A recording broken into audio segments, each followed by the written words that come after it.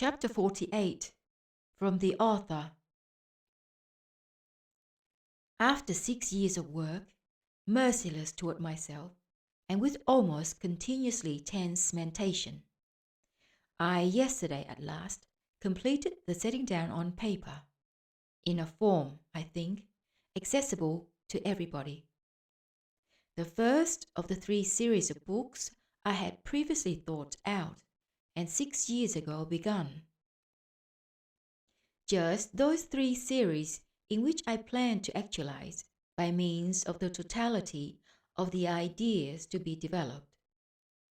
At first in theory, and afterwards in practice.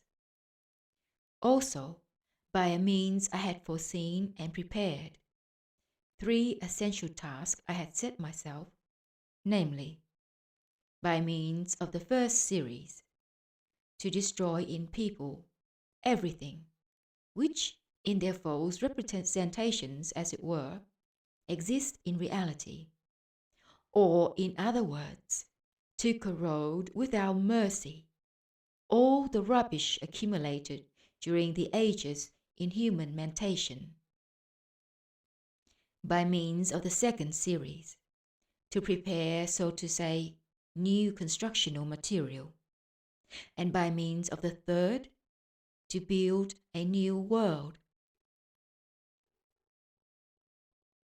Having now finished the first series of books, and, following the practice already long ago established on the earth, never to conclude any great, as is said, undertaking, without what some call an epilogue, others an afterword, and still others from the author, and so on. I also now propose to write something of the same kind for them. With this end in view, I very attentively read over this morning the preface I wrote 6 years ago entitled The Arousing of Thought, in order to take corresponding ideas from it for a corresponding, so to say, logical fusion of that beginning with this conclusion, which I now intend to write.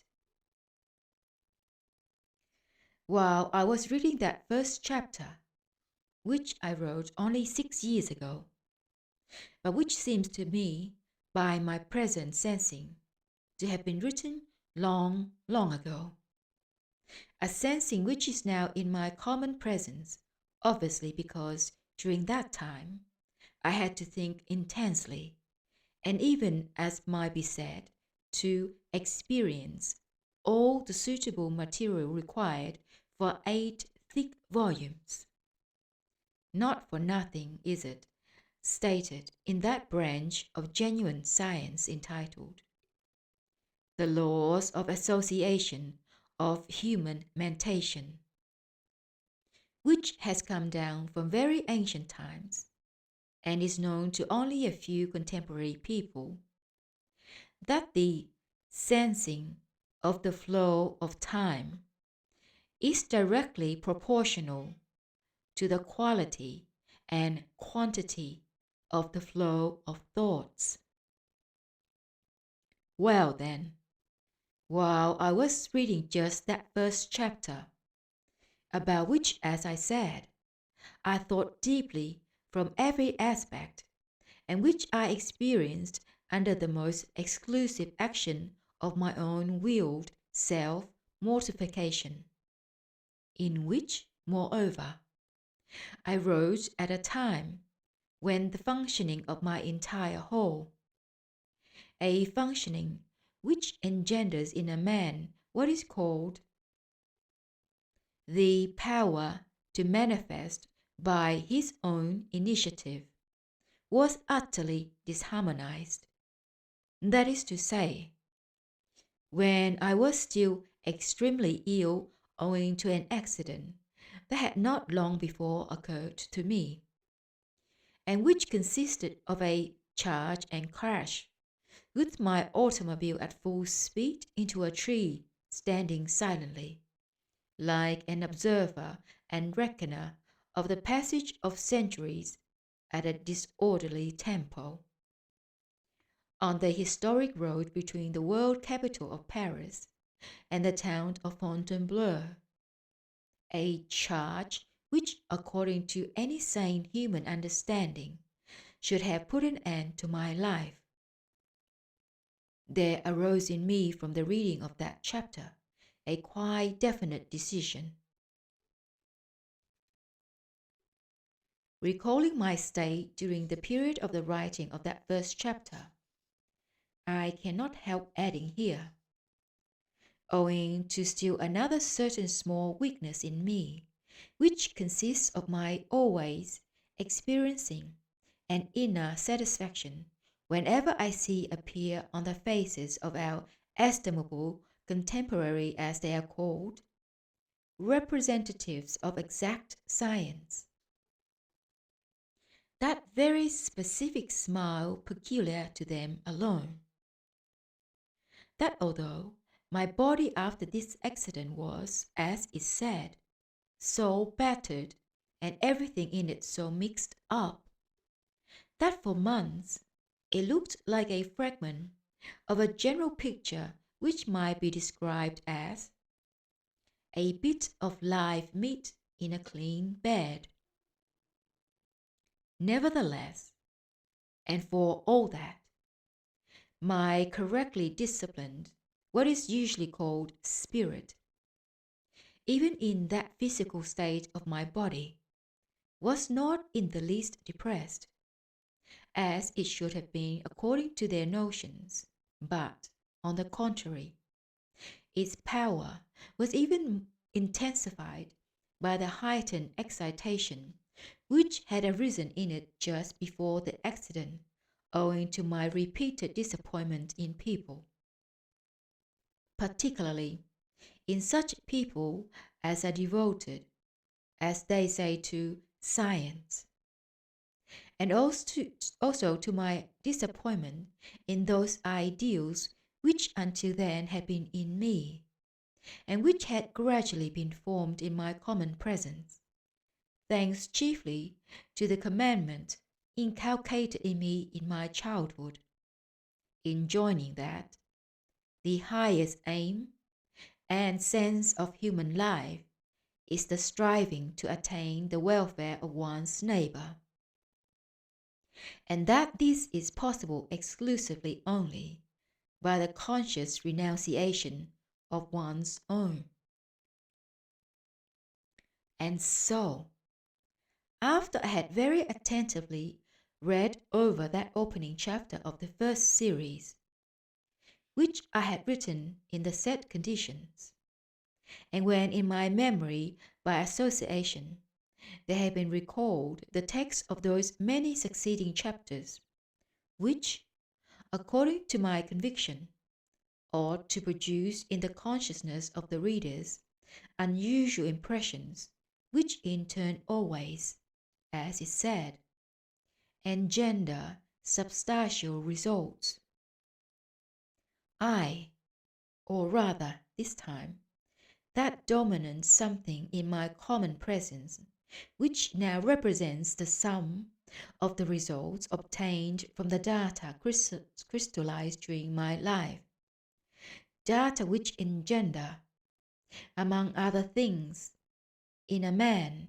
who has in general set himself the aim, so to say, to meditate actively, impartially, during the process of responsible existence, the ability to penetrate and understand the psyche of people of various types, I decided, urged by the impulse called love of kind, which simultaneously arose in me, not to write in this conclusion anything additional and correspondent to the general aim of this first series, but to confine myself simply to appending the first of a considerable number of lectures, copies of which now are in my possession, and which were publicly read during the existence of the institution I had founded under the name of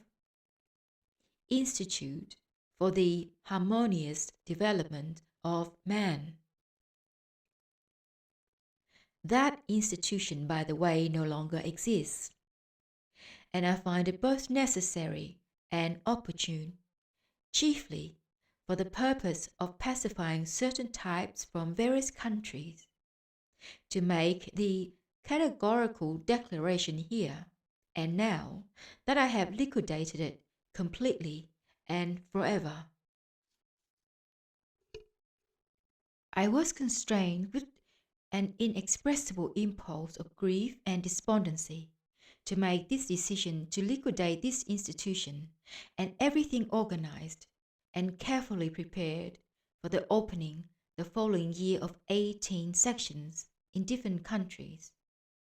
In short, of everything I had previously created with almost superhuman labor, chiefly because soon after the said accident occurred, that is, 3 months afterwards, when the former usual functioning of my mentation had been more or less re-established in me, I being still utterly powerless in body, I then reflected that the attempt to preserve the existence of this institution would, in the absence of real people around me, and owing to the impossibility of procuring without me the great material means required for it, inevitably lead to a catastrophe, the result of which, among other things for me in my old age, as well as for numerous others wholly dependent on me, would be, so to say, a vegetation.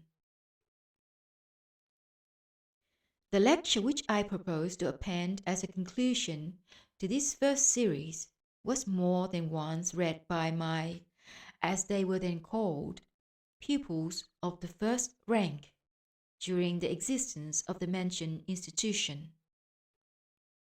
Certain of them, by the way, turned out subsequently, to my personal sincere regret, to have in their essence a predisposition to the speedy transformation of their psyche into the psyche called Hasnamussian, a predisposition which appeared and became fully visible and clearly sensible to all more or less normal persons around them, when, at the moment of desperate crisis for everything I had previously actualized, due to the said accident, they, as it said, quaking for their skins, that is to say, fearing to lose their personal welfare, which, by the way, I had created for them, deserted the common work, and with their tails between their legs, took themselves off to their kennels, where, profiting by the crumbs falling from my, so to say, idea table, they opened their, as I would say, cherche-mâche workshop boots, and with a secret feeling of hope, and perhaps even joy, at their speedy and complete release from my vigilant control, began manufacturing out of various unfortunate naive people candidates for lunatic asylums. I append just this particular lecture, in the first place, because, at the very beginning of the dissemination of the ideas I imported into life, it was specially prepared here on the continent of Europe to serve as the introduction, or as it were, threshold for the whole series of subsequent lectures, by no less than the whole sum of which was it possible both to make clear in a form accessible to everybody the necessity and even the inevitability of a practical actualization of the immutable truths I have elucidated, and established in the course of half a century of day and night active work, and also to prove the actual possibility of employing those truths for the welfare of people. And secondly, I append it here because, while it was last being publicly read, and I happened myself to be present at that numerous gathering, I made an addition which fully corresponds to the hidden thought introduced by Mr. Beelzebub himself into his, so to say, concluding chord, and which at the same time, eliminating once more this most great objective truth, will, in my opinion, make it possible for the reader probably to perceive and assimilate this truth as befits a being who claims to be an image of God. Lecture number 1. The variety, according to law, of the manifestations of human individuality.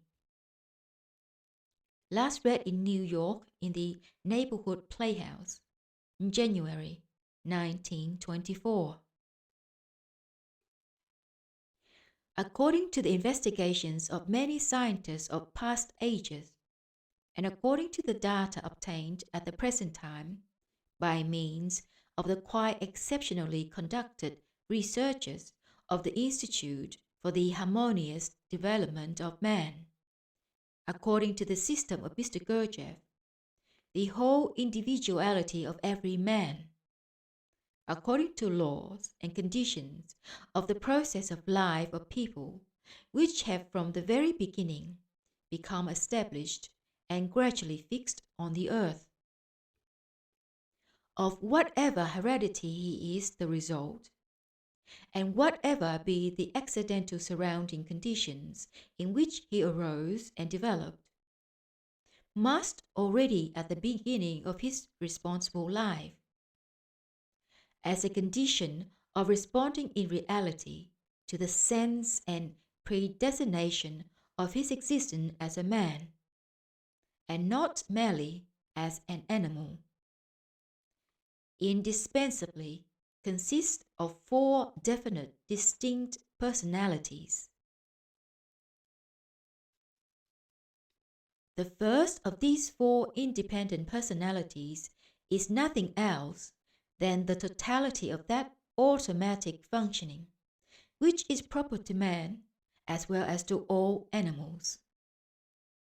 The data for which we are composed in them, firstly, of the sum total of the results of impressions previously perceived from all the surrounding reality, as well as from everything intentionally artificially implanted in them from outside, and secondly, from the result of the process also inherent in every animal called daydreaming.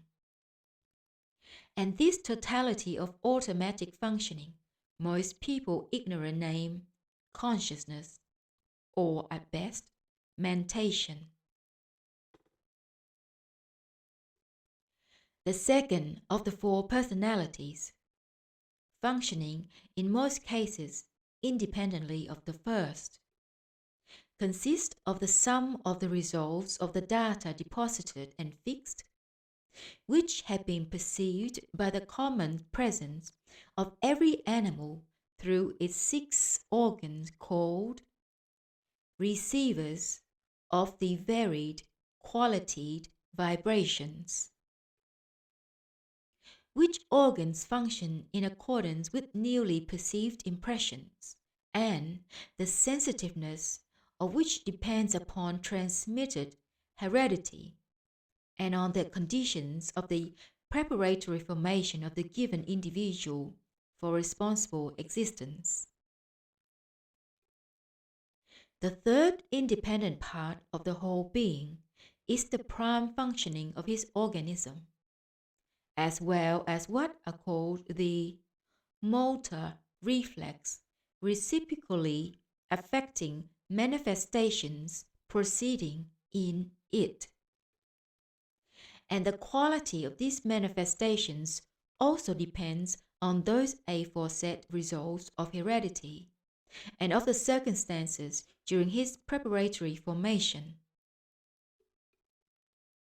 And the fourth, which should also be a separate part of the whole individual, is none other than the manifestation of the totality of the results of the already automatized functioning of all the three enumerated personalities, separately formed and independently educated in him.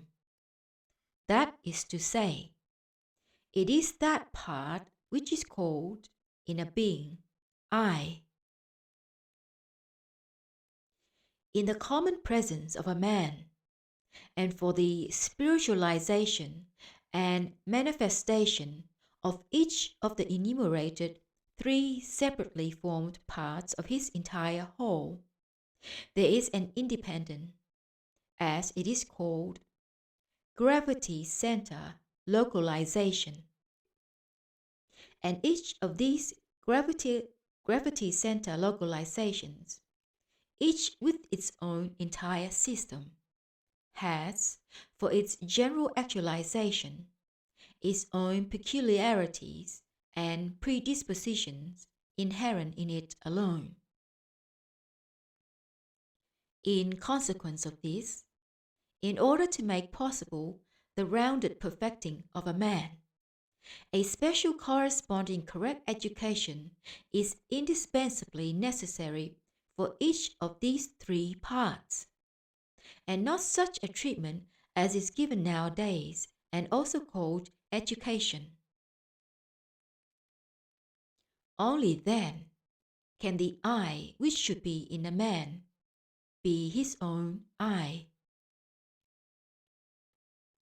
According to the already indicated, seriously instituted experimental investigations carried on over many years, or even according merely to the sane and impartial reflection of even every contemporary man, the common presence of every man, particularly of one in whom, for some reason or another, there arises, so to say, the pretension to be not just an ordinary average man, but what is called one of the intelligentsia, in the genuine sense of the word, must inevitably consist not only of all the said four fully determined distinct personalities, but each of them must of necessity be exactly correspondingly developed, to ensure that in his general manifestations during the period of his responsible existence, all the separate parts should harmonize with each other.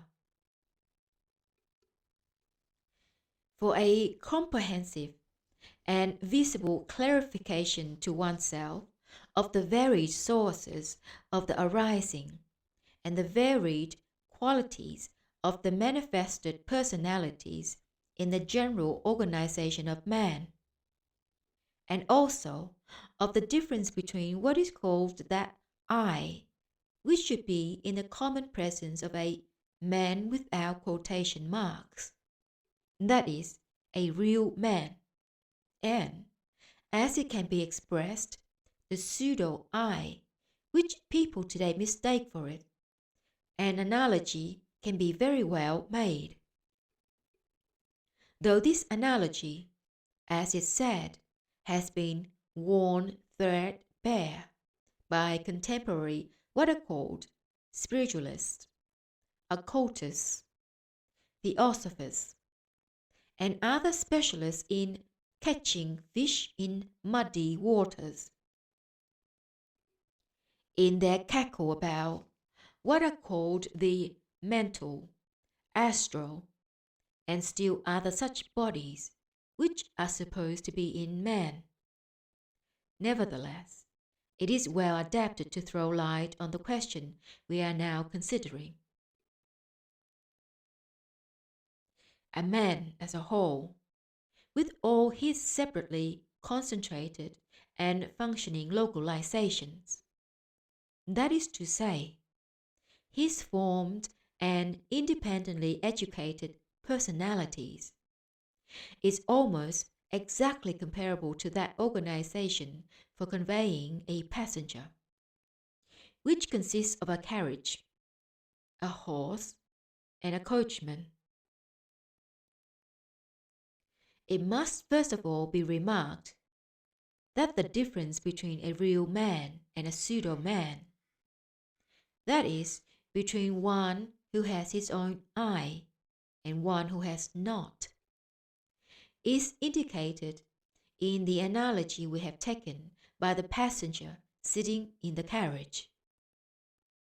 In the first case, that of the real man, the passenger is the owner of the carriage, and in the second case, he is simply the first chance passer-by who, like the fare in a hackney carriage, is continuously being changed. The body of a man, with all its motor reflex manifestations, corresponds simply to the carriage itself. All the functionings and manifestations of feeling of a man corresponding to the horse harnessed to the carriage and drawing it. The coachman sitting on the box and directing the horse corresponds to that in a man which people call consciousness or mentation. And finally, the passenger seated in the carriage and commanding the coachman is that which is called I.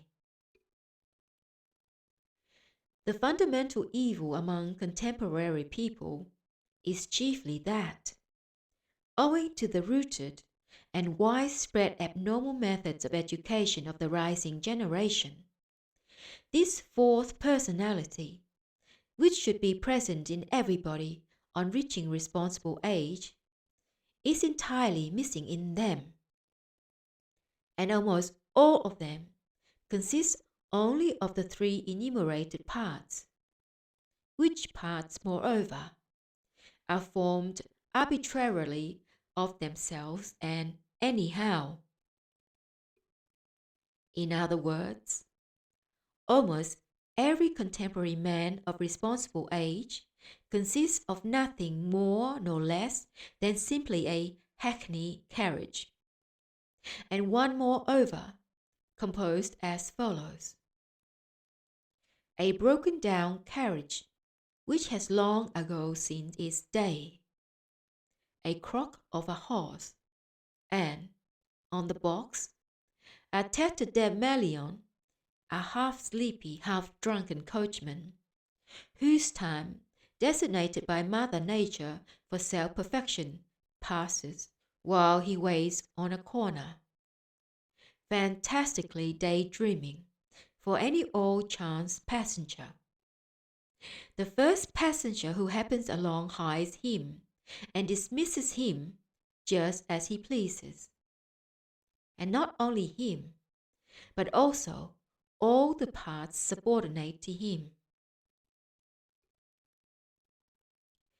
Continuing this analogy between a typical contemporary man, with his thoughts, feelings, and body, and a hackney carriage, horse, and coachman, we can clearly see that in each of the parts composing both organizations, there must have been formed, and there must exist its own separate needs, habits, tastes, and so on, proper to it alone. From the varied nature of their arising, and the diverse conditions of their formation, and according to their varying possibilities in each of them, there must inevitably have been formed, for instance, its own psyche, its own notions, its own subjective supports, its own viewpoints, and so on. The whole totality of the manifestations of human mentation, with all the inherencies proper to this functioning and with all its specific particularities, corresponds almost exactly in every respect to the essence and manifestations of a typical hired coachman. Like all hired coachmen in general, he is a type called cabby. He is not entirely illiterate because, owing to the regulations existing in his country for the general compulsory teaching of the 3 R's, he was obliged in his childhood to put in an occasional attendance at what is called the parish church school. Although he himself is from the country and has remained as ignorant as his fellow rustics, yet rubbing shoulders, owing to his professions, with people of various positions and education, picking up from them, by bits here and bits there, a variety of expressions embodying various notions, he has now come to regard everything smacking of the country with superiority and contempt, indignantly dismissing it all as ignorance. In short, this is a type to whom applies perfectly the definition. The crows he raised, but by peacocks outpaced. He considers himself competent, even in questions of religion, politics, and sociology. With his equals, he likes to argue. Those whom he regards as his inferiors, he likes to teach. His superiors he flatters. With them he is servile. Before them, as is said, he stands cap in hand. One of his chief weaknesses is to dangle after the neighboring cooks and housemaids.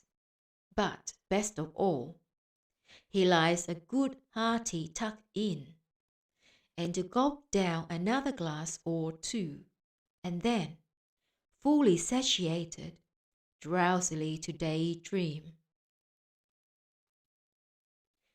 To gratify these weaknesses of his, he always steals a part of the money given him by his employer to buy fodder for the horse.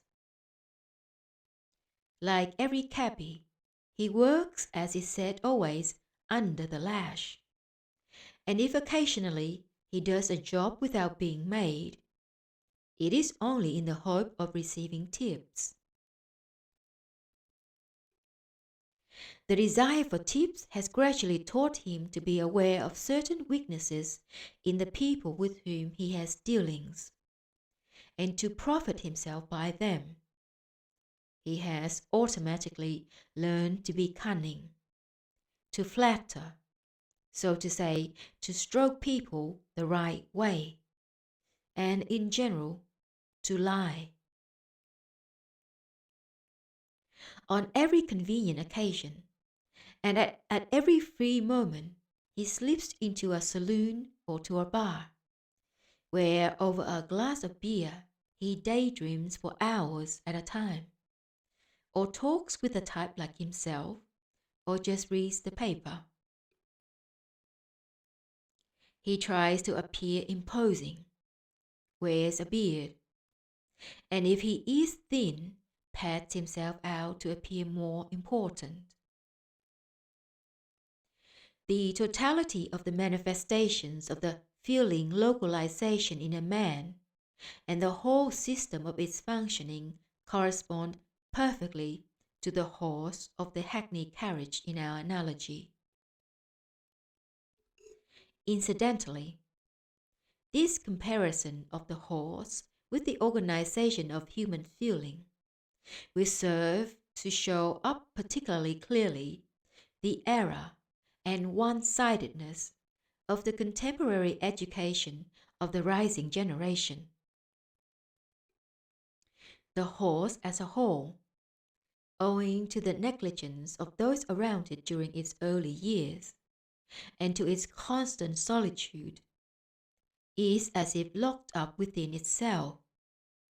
That is to say, its so to say inner life is driven inside, and for external manifestations it has nothing but inertia.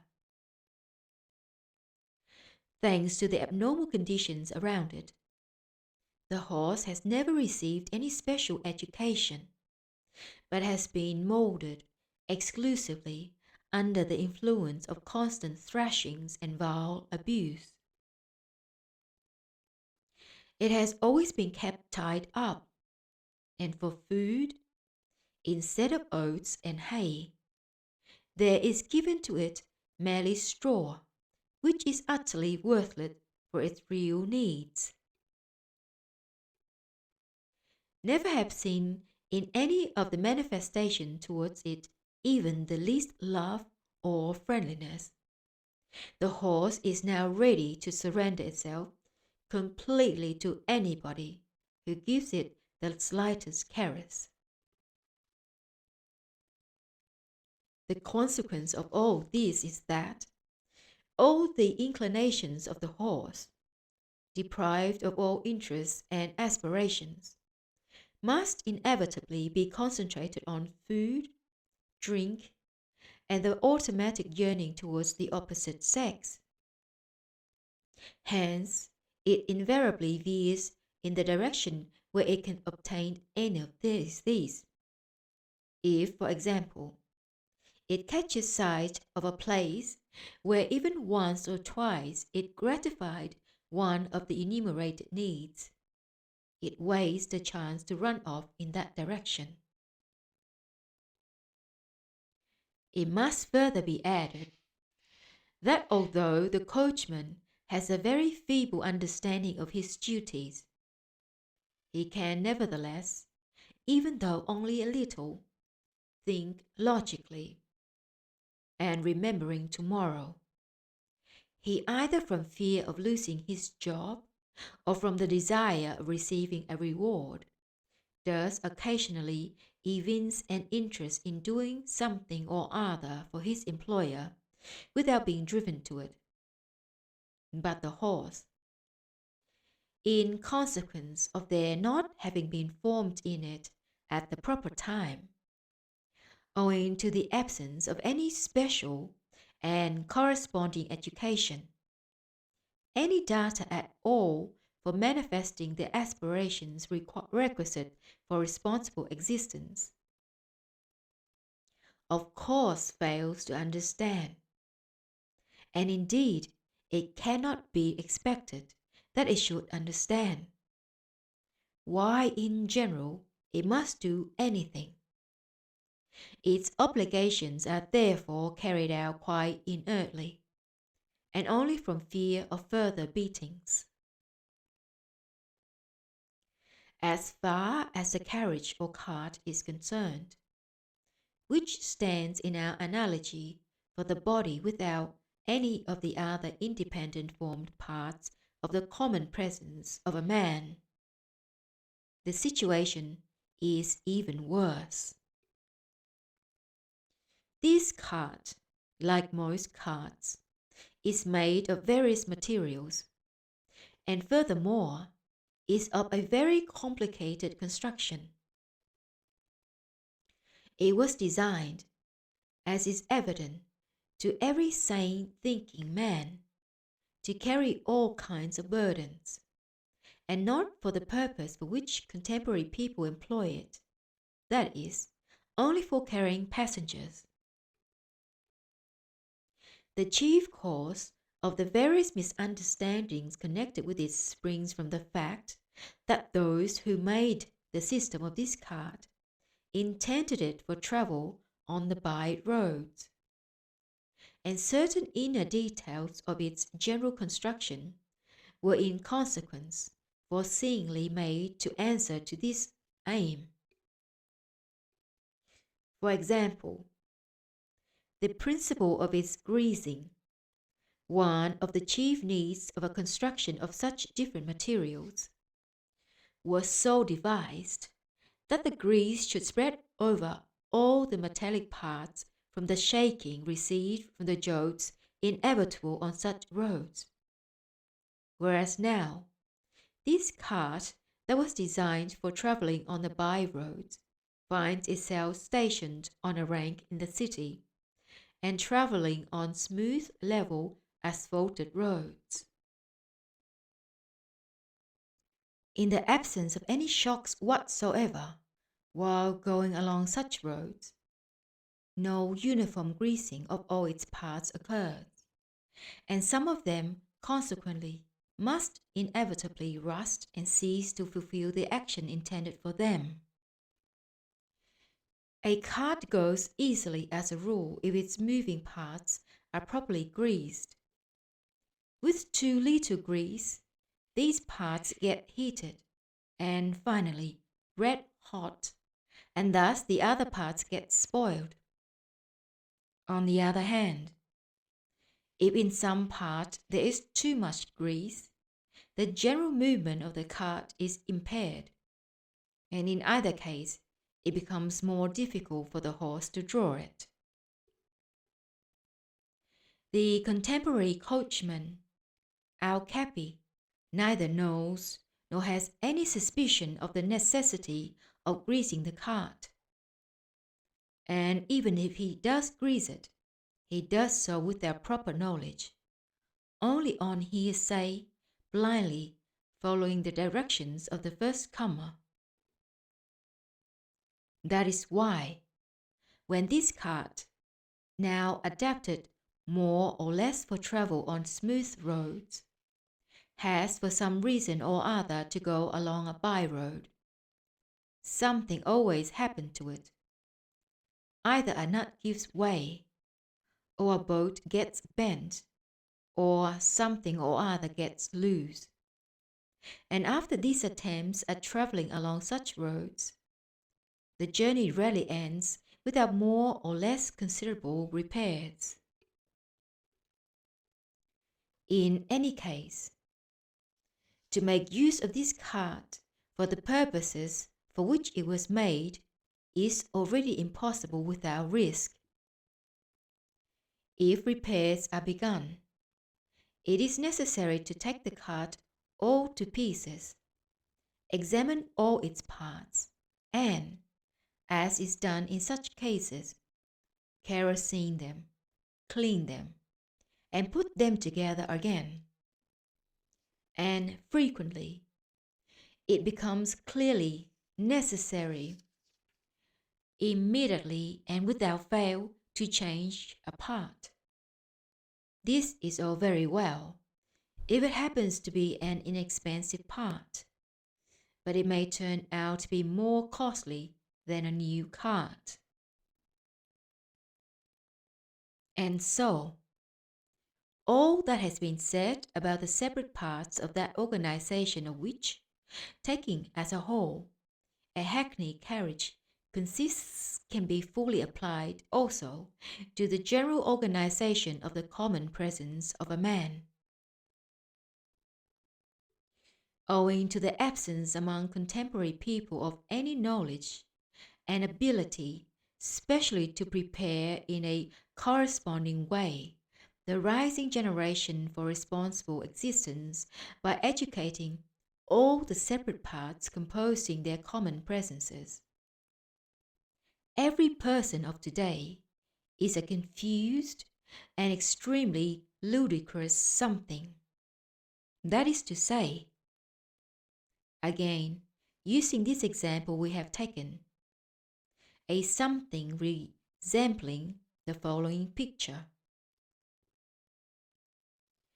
A carriage just out of the factory, made on the latest model, polished by a genuine German craftsman from the town of Barmen, and harnessed to the kind of horse which is called in the locality named Transcaucasia a Dglozidzi. D is a horse. Dgloz is the name of a certain Armenian specialist in buying utterly worthless horses and skinning them. On the box of this stylish carriage sits an unshaven, unkempt, sleepy coachman Cappy, dressed in a shabby cloak, which he has retrieved from the rubbish heap where it had been thrown as utterly worthless by the kitchen maid Maggie. On his head reposes a brand new top hat, an exact replica of Rockefeller's, and in his buttonhole there is displayed a giant chrysanthemum. This picture, however ludicrous, of contemporary man is an inevitable result, chiefly because from the first day of the arising and formation of a contemporary man, all these three parts formed in him, which parts, although diversely caused and with properties of diverse quality, should nevertheless, at the period of his responsible existence for pursuing a single aim, altogether represent his entire whole, begin, so to say, to live and to become fixed in their specific manifestations, separately one from another, never having been trained either to the requisite automatic reciprocal maintenance, reciprocal assistance, or to any, even though only approximate, reciprocal understanding. And thus, when afterward concerted manifestations are required, these concerted manifestations do not appear. Thanks to what is called the system of education of the rising generation, which at the present time has already been completely fixed in the life of man, and which consists singly and solely in training the pupils by means of constant repetition to the point of madness, to sense various almost empty words and expressions, and to recognize, only by the difference in their consonants, the reality supposed to be signified by these words and expressions.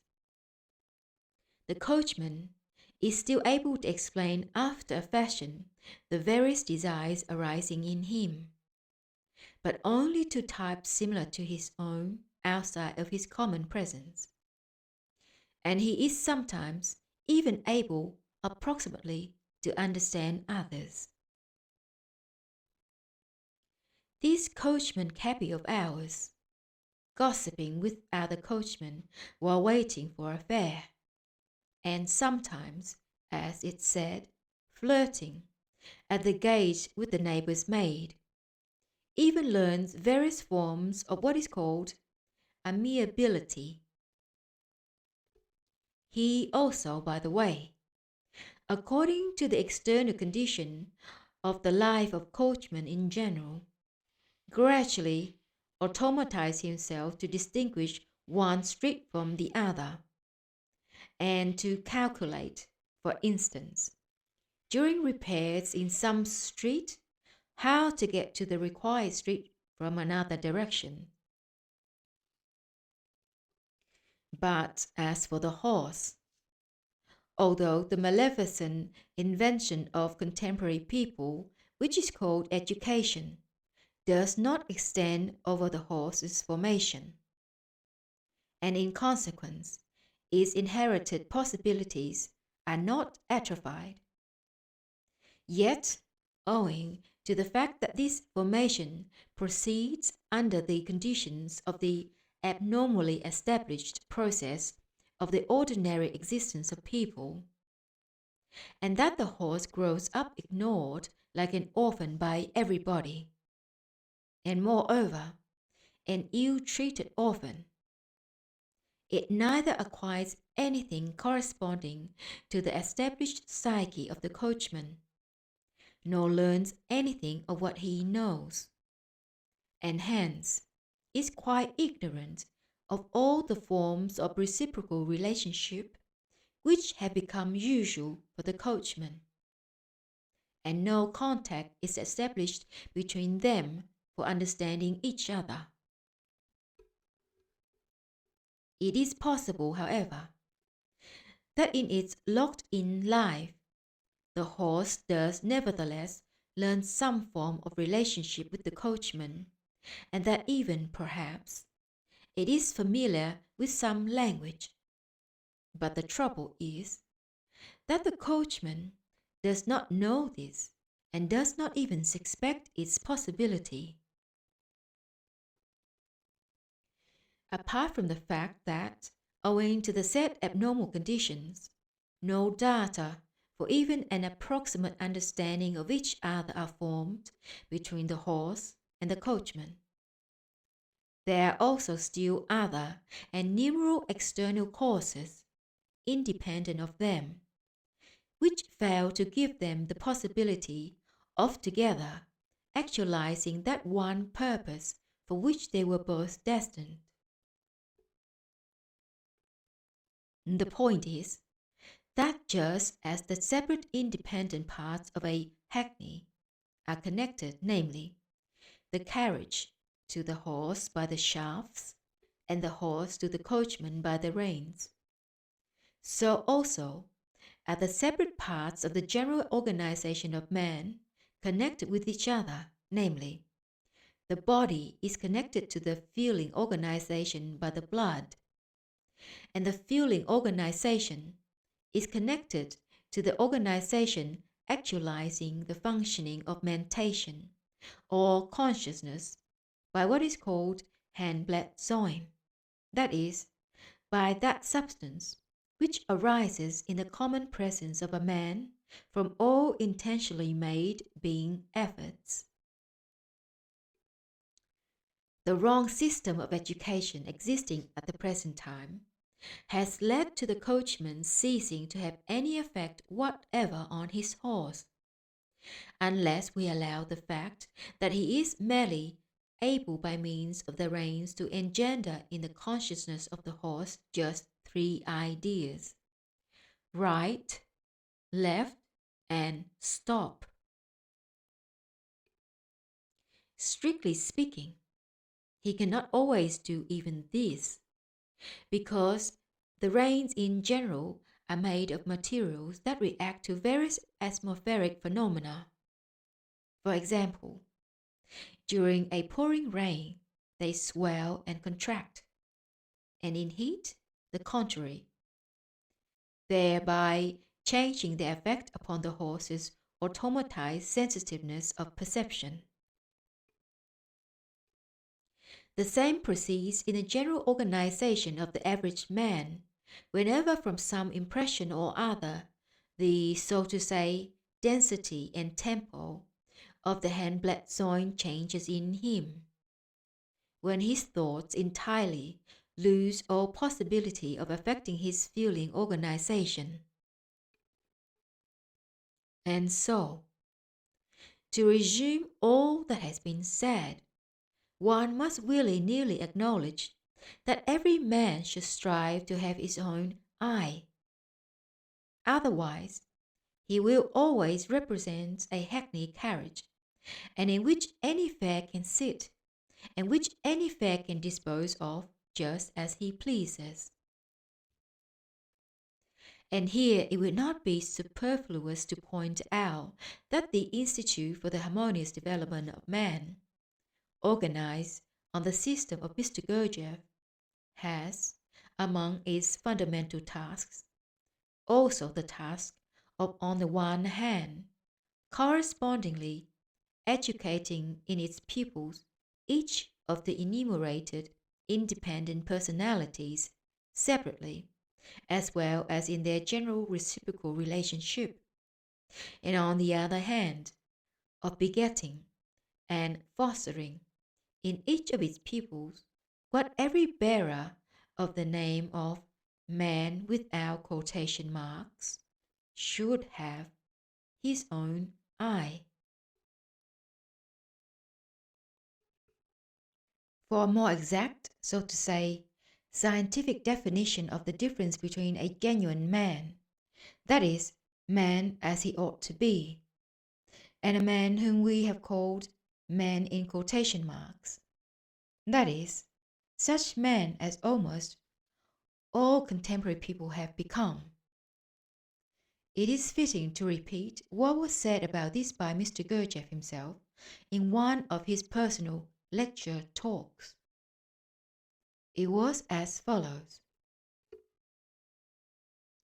For the definition of man, considered from our point of view, neither anatomical, nor physiological, nor psychological, contemporary knowledge of his symptoms can assist us, since they are inherent in one degree or another in every man, and consequently apply equally to all. Hence, they do not enable us to establish the exact difference which we wish to establish between people. This difference can only be formulated in the following terms. Man is a being who can do, and to do means to act consciously and by one's own initiative. And indeed, every more or less sane-thinking man who is able to be, if only a little impartial, must admit that hitherto there has not been, nor can there be, a fuller and more exhaustive definition. Even suppose that we provisionally accept this definition, the question inevitably arises: can a man who is a product of contemporary education and civilization do anything at all himself, consciously, and by his own will? No, we answer at the very beginning to this question. Why not? Solely because, as the Institute for the Harmonious Development of Man experimentally proves, and from experiments categorically affirms, everything without exception from beginning to end does itself in contemporary man. And there is nothing which a contemporary man himself does. In personal, family, and communal life, in politics, science, art, philosophy, and religion, in short, in everything entering into the process of the ordinary life of a contemporary man, everything from beginning to end does itself. And not a single one of these victims of contemporary civilization can do anything. This experimentally proved categorically affirmation of the Institute for the Harmonious Development of Man, namely, that the ordinary man can do nothing, and that everything does itself in him and through him, coincides with what is said of man by contemporary exact positive science. Contemporary exact positive science says that a man is a very complex organism, developed by evolution from the simplest organisms, and who has now become capable of reacting in a very complex manner to external impressions. This capability of reacting in man is so complex, and the responsive movements can appear to be so far removed from the causes evoking them and conditioning them, that the actions of man, or at least a part of them, seem to naive observation quite spontaneous. But according to the ideas of Mr. Gurdjieff, the average man is indeed incapable of the single smallest independent or spontaneous action or word. All of him is only the result of external effect. Man is a transforming machine, a kind of transmitting station of forces. Thus, from the point of view of the totality of Mr. Gurdjieff's ideas, and also according to contemporary exact positive science, man differs from the animals only by the greater complexity of his reactions to external impressions, and by having a more complex construction for perceiving and reacting to them. And as to that which is attributed to man and named will, Mr. Gurdjieff completely denies the possibility of its being in the common presence of the average man. Will is a certain combination obtained from the results of certain properties specially elaborated in themselves by people who can do.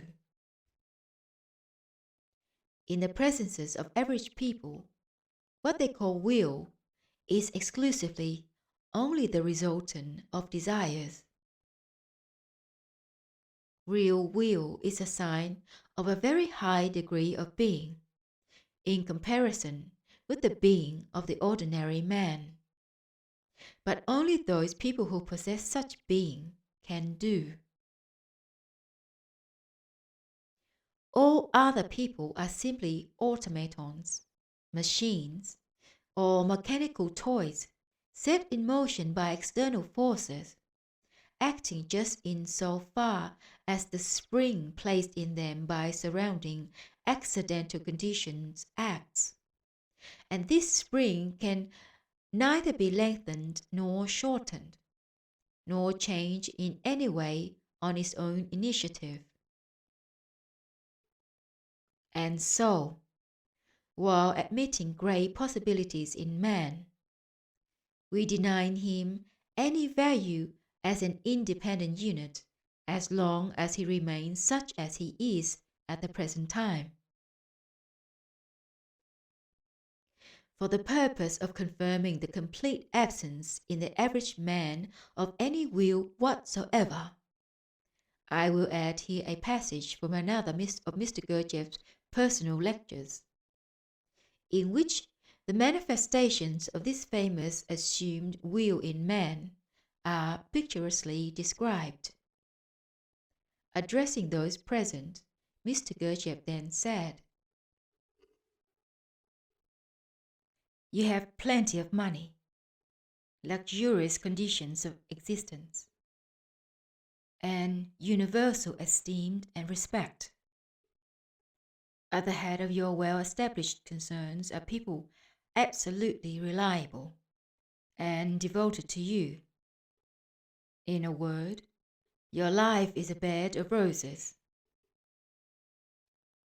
You dispose of your time as you please. You are a patron of the arts. You settle world questions over a cup of coffee. And you are even interested in the development of the latent spiritual forces of man.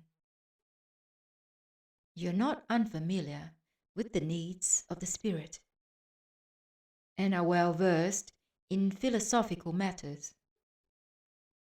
You are well educated and widely read, having a great deal of learning on all kinds of questions. You are reputed to be a clever man, being at home in a variety of fields. You are a model of culture. All who know you regard you as a man of great will, and most of them even attribute all your advantages to the results of the manifestations of this will of yours. In short, from every point of view, you are fully deserving of imitation, and a man to be envied. In the morning, you wake up under the impression of some oppressive dream.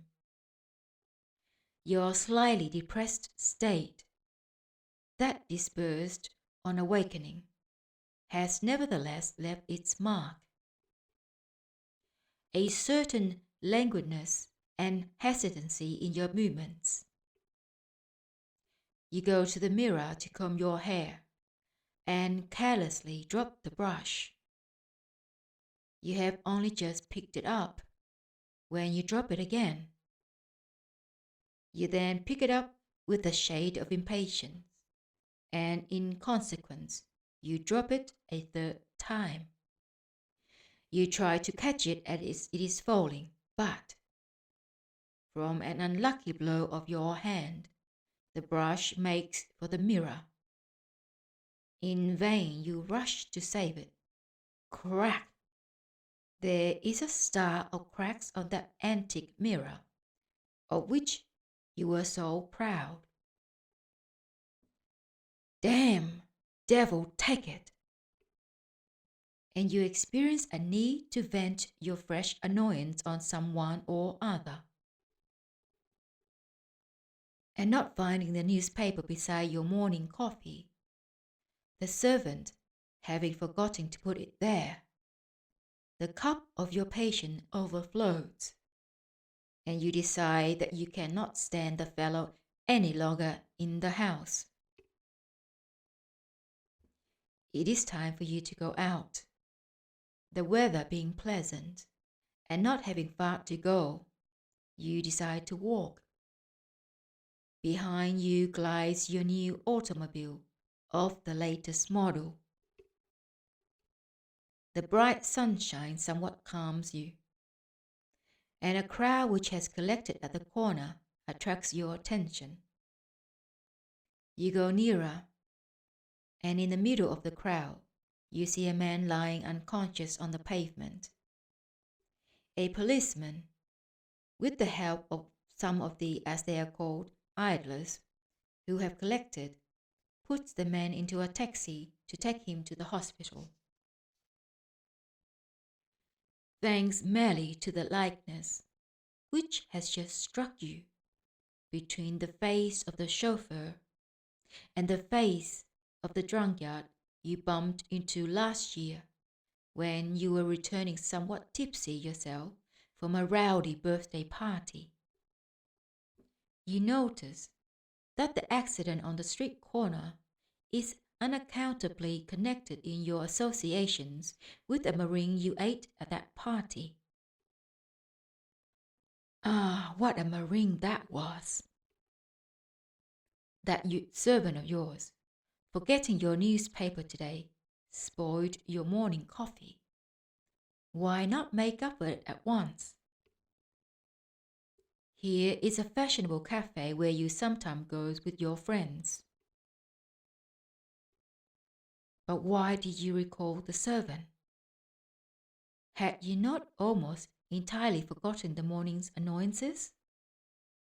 But now, how very good this marine tastes with the coffee. Look, there are two ladies at the next table. What a charming blonde! You hear her whispering to her companion, glancing at you. Now he is the sort of man I like. Do you deny that from these words about you, accidentally overheard, and perhaps intentionally said aloud, the whole of you, as is said, inwardly rejoices? Suppose that at this moment you were asked whether it had been worthwhile getting fast and losing your temper over the morning's annoyances. You would of course answer in the negative, and promise yourself that nothing of the kind should ever occur again. Need you be told how your mood was transformed while you were making the acquaintance of the blonde in whom you were interested, and who was interested in you, and its state during all the time you spent with her? You return home humming some air, and even the sight of the broken mirror only elicits a smile from you. But how about the business on which you had gone out this morning? You only just remember it. Clever. Well, never mind. You can telephone. You go to the telephone, and the girl connects you with the wrong number. You ring again, and get the same number. Some man informs you that you are bothering him. You tell him it is not your fault. And what with one word and another, you learn to your surprise that you are a scoundrel and an idiot, and that if you ring him up again, then a rock slipping under your feet provokes a storm of indignation, and you should hear the tone of voice in which you rebuke the servant who is handing you a letter. The letter is from a man you esteem and whose good opinion you value highly. The contents of the letter are so flattering to you that as you read, your irritation gradually passes and changes to the pleasant embarrassment of a man listening to a eulogy of himself. You finish reading the letter in the happiest of moods. I could continue this picture of your day, you free man. Perhaps you think I'm overdrawing. No, it is a photographically exact snapshot from nature. While speaking of the will of man, and of the various aspects of its supposedly self-initiated manifestations, which for contemporary what are called inquiring minds, but according to our reasoning, naive minds, are matters for wiseacring and self-adulation. It will do no harm to quote what was said by Mr. GURDJIEFF in another conversational lecture, because the totality of what he then said may well throw light on the illusoriness of that will which every man supposedly has. Mr. GURDJIEFF said, "A man comes into the world like a clean sheet of paper, which immediately all around him begin vying with each other to dirty and fill up with education, morality, the information we call knowledge, and with all kinds of feelings of duty, honor, conscience, and so on and so forth. And each and all claim immutability and infallibility for the methods they employ for grafting these branches onto the main trunk, called man's personality. The sheet of paper gradually becomes dirty, and the dirtier it becomes, that is to say, the more a man is stuffed with ephemeral information and those notions of duty, honor, and so on, which are dinned into him or suggested to him by others, the cleverer and worthier is he considered by those around him. And seeing that people look upon his dirt as a merit, he himself inevitably comes to regard this same dirty sheet of paper in the same light. And so you have a model of what we call a man, to which frequently are added such words as talent and genius. And the temper of our talent, when it wakes up in the morning, is spoiled for the whole day if it does not find its slippers beside the bed. The ordinary man is not free in his manifestations, in his life, in his moods. He cannot be what he would like to be, and what he considers himself to be, he is not that. Man, how mighty it sounds! The very name man means the acme of creation. But how does his title fit contemporary man? At the same time, man should indeed be the acme of creation, since he is formed with and has in himself all the possibilities for acquiring all the data exactly similar to the data in the actualizer of everything existing in the whole of the universe. To possess the right to the name of man, one must be one. And to be such, one must first of all, with an indefatigable persistence and an unquenchable impulse of desire, issuing from all the separate independent parts constituting one's entire common presence. That is to say, with the desire issuing simultaneously from thought, feeling, and organic instinct, work on an all-round knowledge of oneself, at the same time struggling unceasingly with one's subjective weaknesses, and then afterwards taking one's stand upon the results thus obtained by one's consciousness alone, concerning the defect in one's established subjectivity, as well as the elucidated means for the possibility of combating them. Strive for their eradication without mercy towards oneself. Speaking frankly, and wholly without partiality, contemporary man as we know him is nothing more nor less than merely a clockwork mechanism, though of a very complex construction.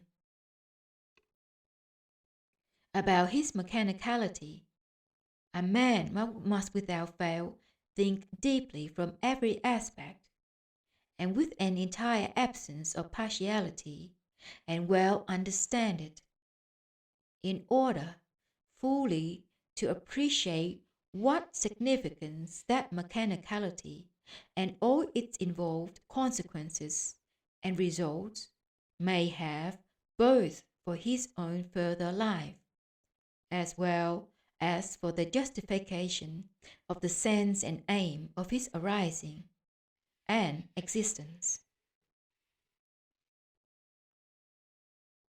For one who desires to study human mechanicality in general, and to make it clear to himself, the very best object of study is he himself, with his own mechanicality, and to study this practically, and to understand it sensibly, with all one's being, and not psychopathically, that is, with only one part of one's entire presence, is possible only as a result of correctly conducted self-observation.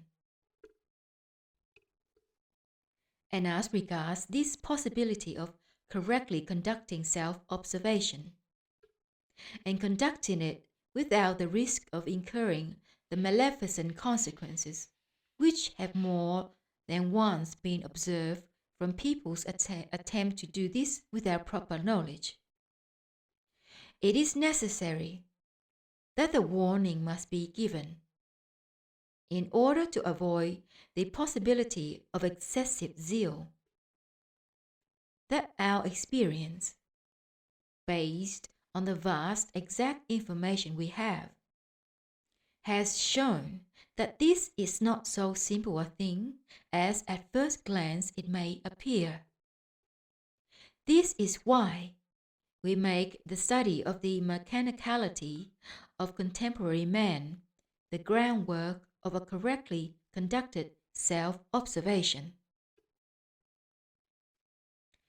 Before beginning to study this mechanicality and all the principles for a correctly conducted self-observation, a man in the first place must decide, once and forever, that he will be sincere with himself unconditionally, will shut his eyes to nothing, shun no results wherever they may lead him, be afraid of no inferences, and be limited by no previous self-imposed limits.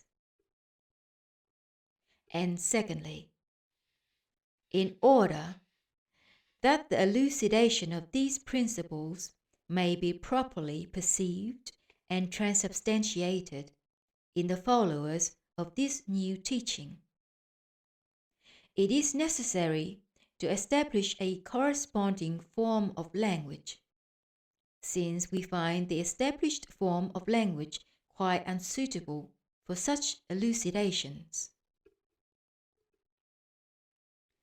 As regards the first condition, it is necessary now, at the very outset, to give warning that a man unaccustomed to think and act along lines corresponding to the principles of self-observation must have great courage to accept sincerely the inferences obtained and not to lose heart, and submitting to them, to continue those principles further with the crescendo of persistence obligatorily requisite for this. These inferences may, as is said, upset all the convictions and beliefs previously deep-rooted in a man, as well as also the whole order of his ordinary mentation. And in that event, he might be robbed, perhaps forever, of all the pleasant, as is said, values dear to his heart, which have hitherto made up his calm and serene life. Thanks to correctly conducted self-observation, a man will from the first days clearly grasp and indubitably establish his complete powerlessness and helplessness in the face of literally everything around him.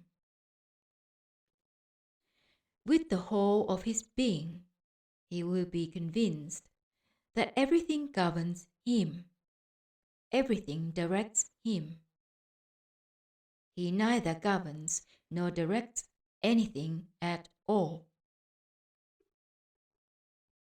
He is attracted and repelled not only by everything animate, which has in itself the capacity to influence the arising of some or other association in him, but even by entirely inert and inanimate things.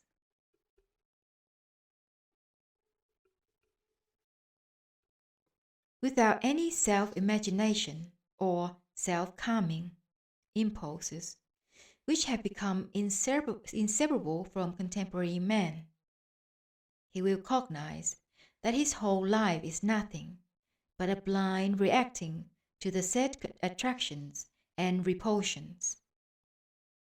He will clearly see how his what are called world outlooks, views, character, taste, and so on are molded, in short, how his individuality was formed, and under what influences its details are liable to change. And as regards the second indispensable condition, that is, the establishment of a correct language, this is necessary because our still recently established language, which has procured, so to say, rights of citizenship, and in which we speak, convey our knowledge and notions to others, and write books, has, in our opinion, already become such as to be now quite worthless for any more or less exact exchange of opinions. The words of which our contemporary language consists convey, owing to the arbitrary thought people put into them, indefinite and relative notions, and are therefore perceived by average people elastically. In obtaining just this abnormality in the life of man, a part was played, in our opinion, by always that same established abnormal system of education of the rising generation. And it played a part because, based, as we have already said, chiefly on compelling the young to learn by rote as many words as possible, differentiated one from the other only by the impression received from their consonants, and not by the real pith of the meaning put into them. This system of education has resulted in a gradual loss in people of the capacity to ponder and reflect upon what they are talking about and upon what is being said to them.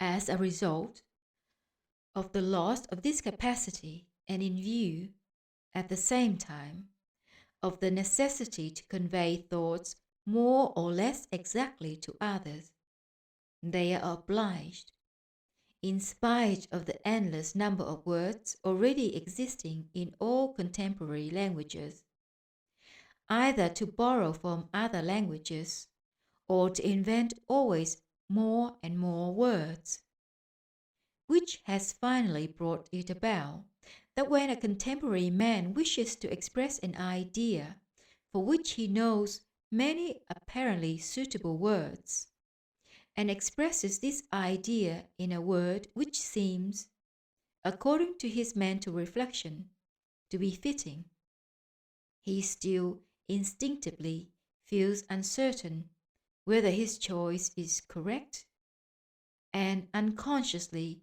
gives this word his own subjective meaning.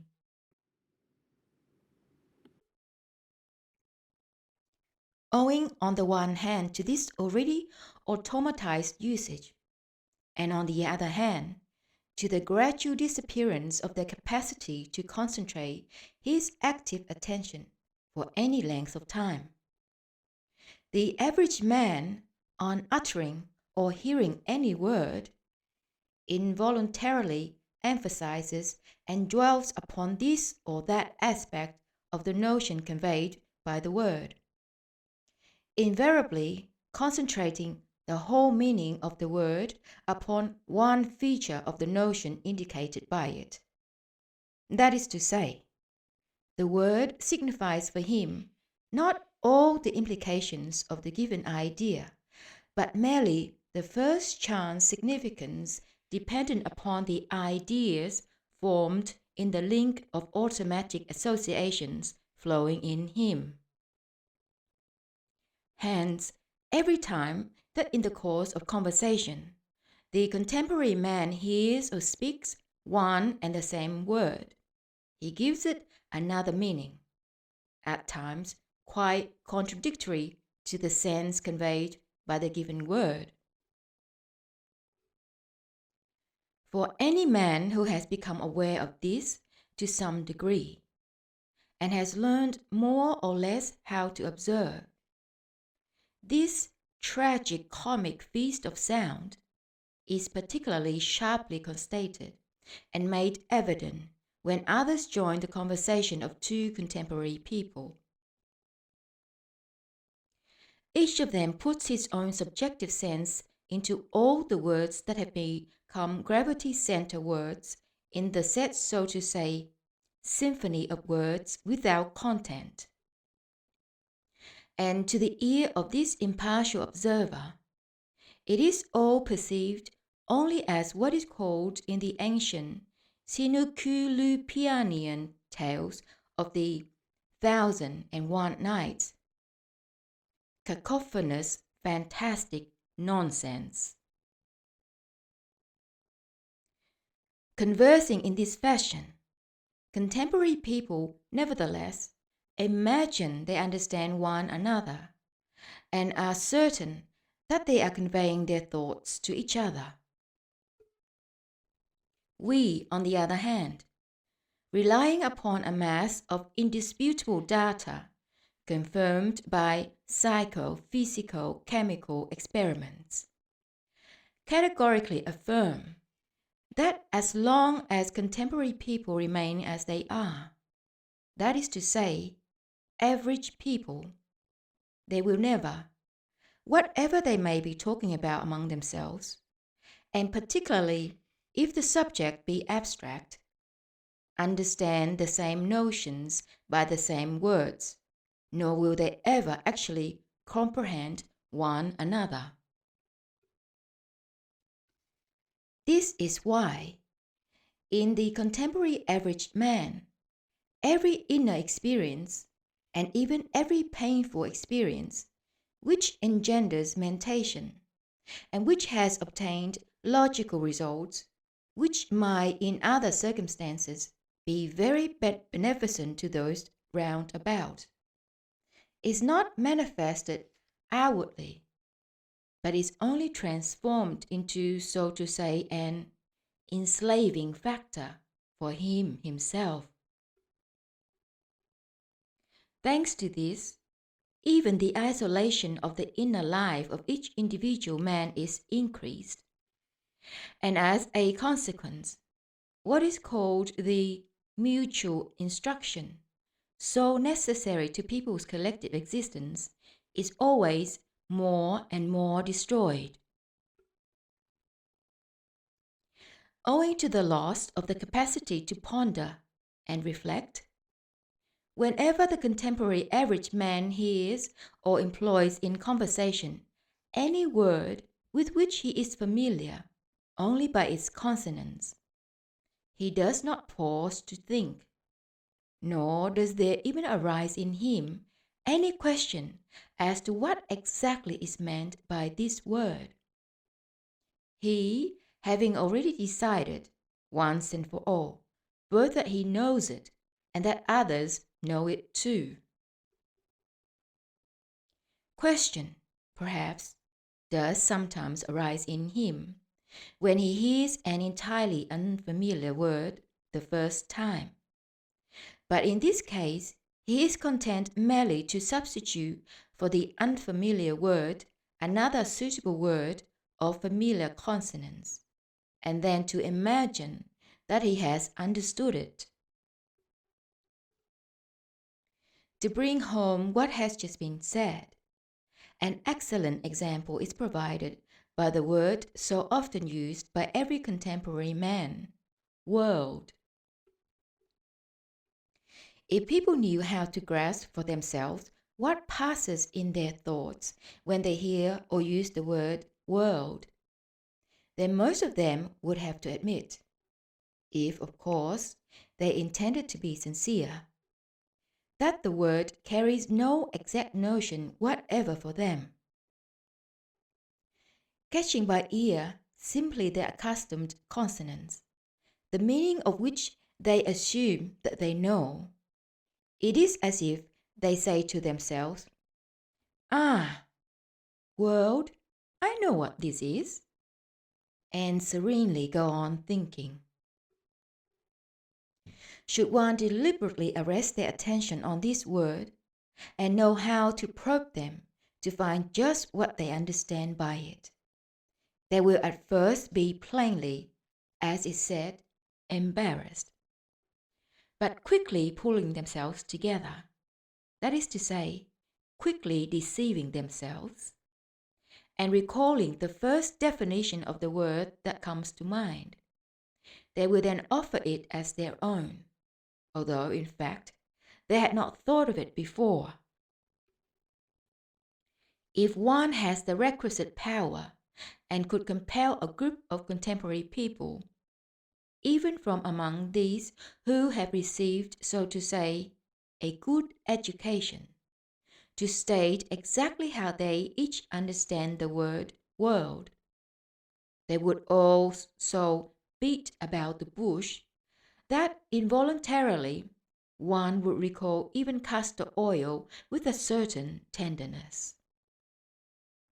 For instance, one of them who, among other things, had read up a few books on astronomy, would say that the world is an enormous number of suns surrounded by planets situated at colossal distances from each other, and together forming what we call the Milky Way, beyond which, at immeasurable distances, and beyond the limits of spaces accessible to our investigation, are presumably other constellations and other worlds. Another, interested in contemporary physics, would speak of the world as a systematic evolution of matter, beginning with the atom and winding up with the very largest aggregates such as planets and suns. Perhaps he would refer to the theory of the similitude of the world of atoms and electrons, and the world of suns and planets, and so on in the same strain.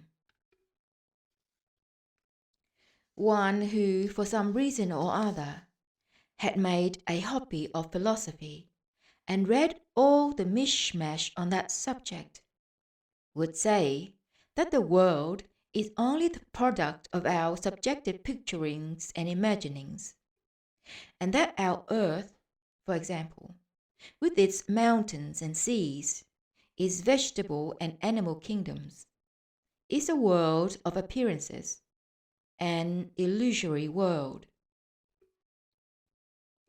A man acquainted with the latest theories of polydimensional space would say that the world is usually looked upon as an infinite three-dimensional sphere, but that in reality a three-dimensional world as such cannot exist, and is only an imagined cross-section of another four-dimensional world, out of which comes and into which goes everything proceeding around us. A man whose worldview is founded on the dogmas of religion would say that the world is everything existing, visible and invisible, created by God and depending on His will. Our life in the visible world is brief, but in the invisible world, where a man receives reward or punishment for all his acts during his sojourn in the visible world, life is eternal. One bitten with spiritualism would say that, side by side with the visible world, there exists also another, a world of the beyond, and that communication has already been established with the beings populating this world of the beyond. A fanatic of theosophy would go still further and say that 7 worlds exist interpenetrating each other and composed of more and more rarefied matter, and so on. In short, not a single contemporary man would be able to offer a single definite notion, exact for all acceptances, of the real meaning of the word world. The whole psychic inner life of the average man is nothing but an automatized contact of 2 or 3 series of associations previously perceived by him, of impression fixed under the action of some impulse then arisen in him, in all the 3 heterogeneous localizations or brains contained in him. When the associations begin to act anew, that is to say, when the repetition of corresponding impressions appears, they begin to constate under the influence of some inner or outer accidental shock, that in another localization, the homogeneous impressions evoked by them begin to be repeated. All the particularities of the world view of the ordinary man and the characteristic features of his individuality ensue and depend on the sequence of the impulse proceeding in him at the moment of the perception of new impressions, and also on the automatism established for the arising of the process of the repetition of those impressions. And it is this that explains the incongruity, always observed even by the average man during his passive state, in the several associations having nothing in common, which simultaneously flow within him. The said impressions in the common presence of a man are perceived owing to the 3, as it were, apparatuses in him, as there are apparatuses in general in the presences of all animals, acting as perceivers for all the 7 what are called planetary gravity center vibrations. The structure of these perceptive apparatuses is the same in all the parts of the mechanism. They consist in adaptations recalling clean wax phonograph discs. On these discs, or, as they might otherwise be called, reels, all the impressions received begin to be recorded from the first days after the appearance of a man in the world, and even before, during the period of his formation in his mother's womb. And the separate apparatuses constituting this general mechanism possess also a certain automatically acting adaptation, owing to which newly arriving impressions, in addition to being recorded alongside those previously perceived and similar to them, are also recorded alongside those impressions perceived simultaneously with those latter.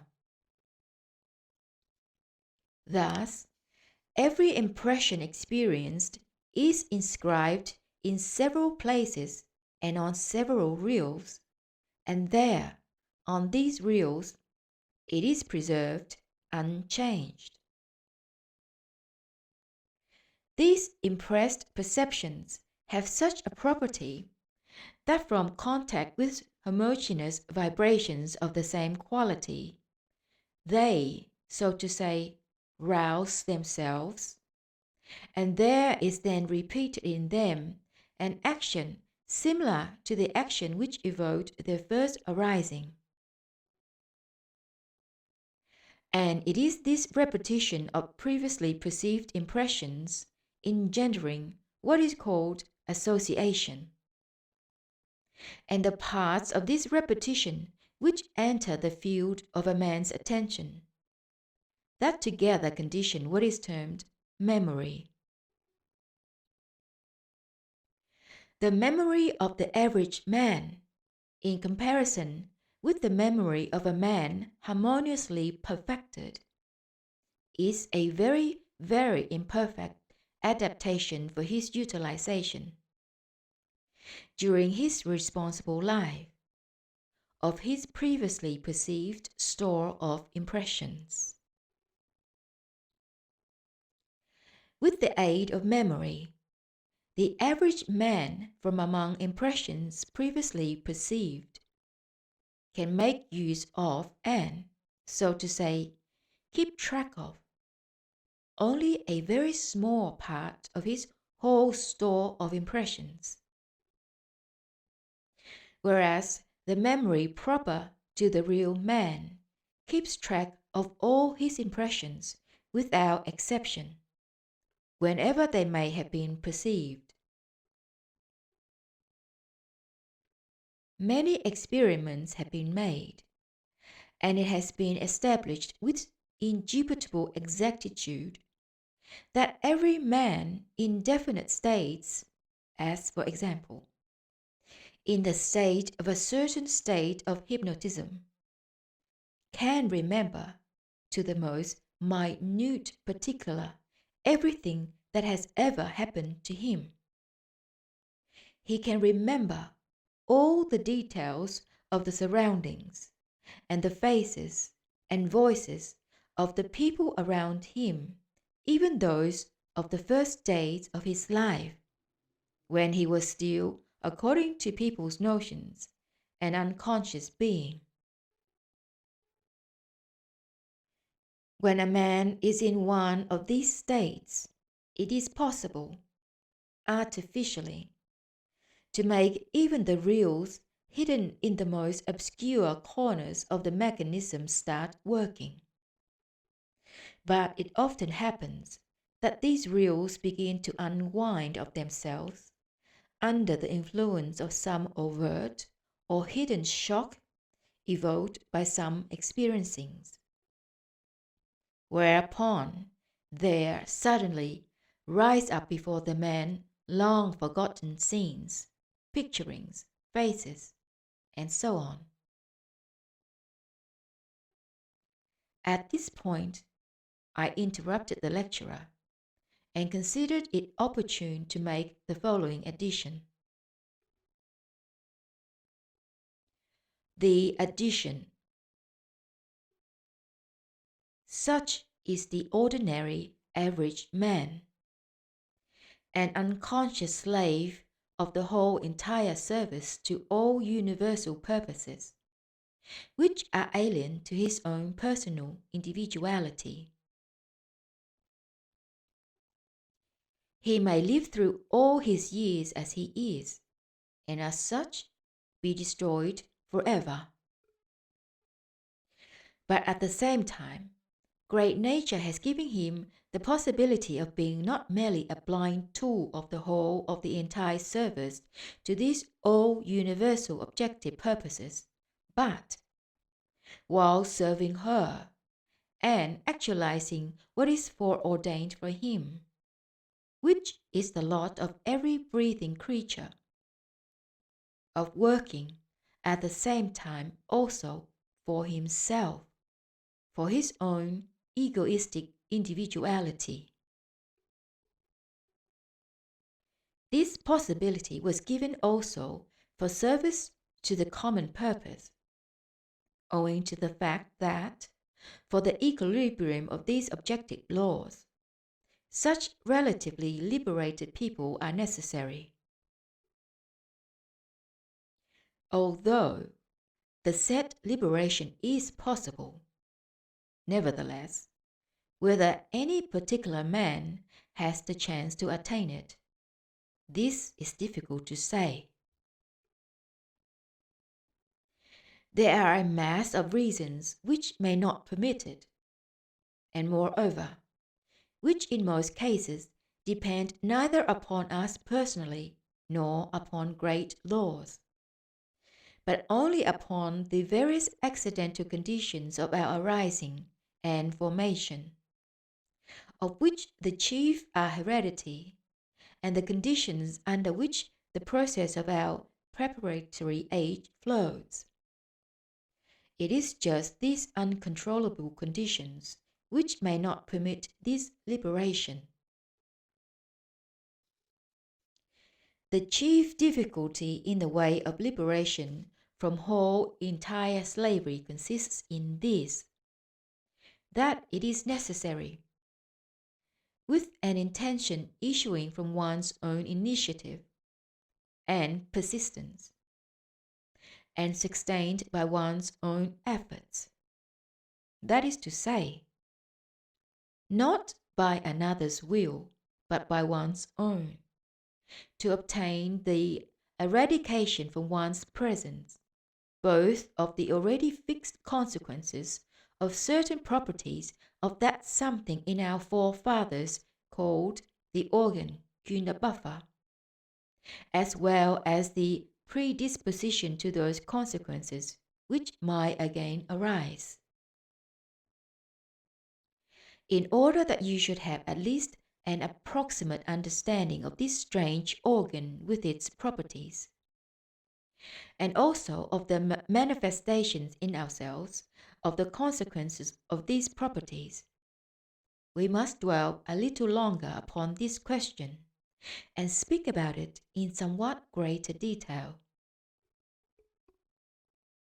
Great Nature, in her foresight, and for many important reasons, about which theoretical explanations will be given in later lectures, was constrained to place within the common presences of our remote ancestors just such an organ, thanks to the engendering properties of which they might be protected from the possibility of seeing and feeling anything as it proceeds in reality. Although this organ was later removed also by Great Nature from their common presences, yet owing to a cosmic law expressed by the words, the assimilation of the results of oft repeated acts, according to which law, from the frequent repetition of one and the same act, there arises in every world concentration, under certain conditions, a predisposition to produce similar results.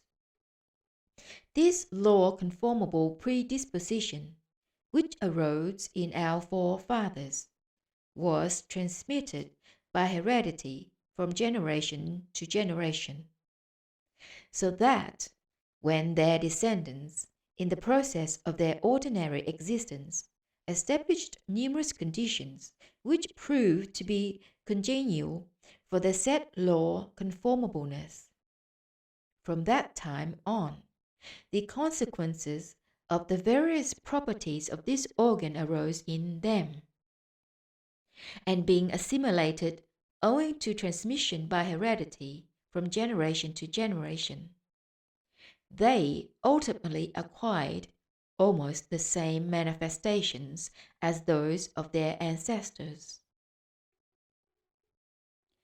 An approximate understanding of the manifestations in ourselves of these consequences may be derived from a further fact, perfectly intelligible to our reason, and beyond any doubt whatever. All of us, people, are mortal, and every man may die at any moment.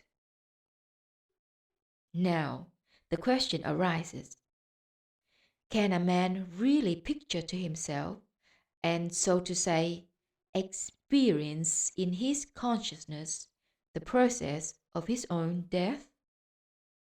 No.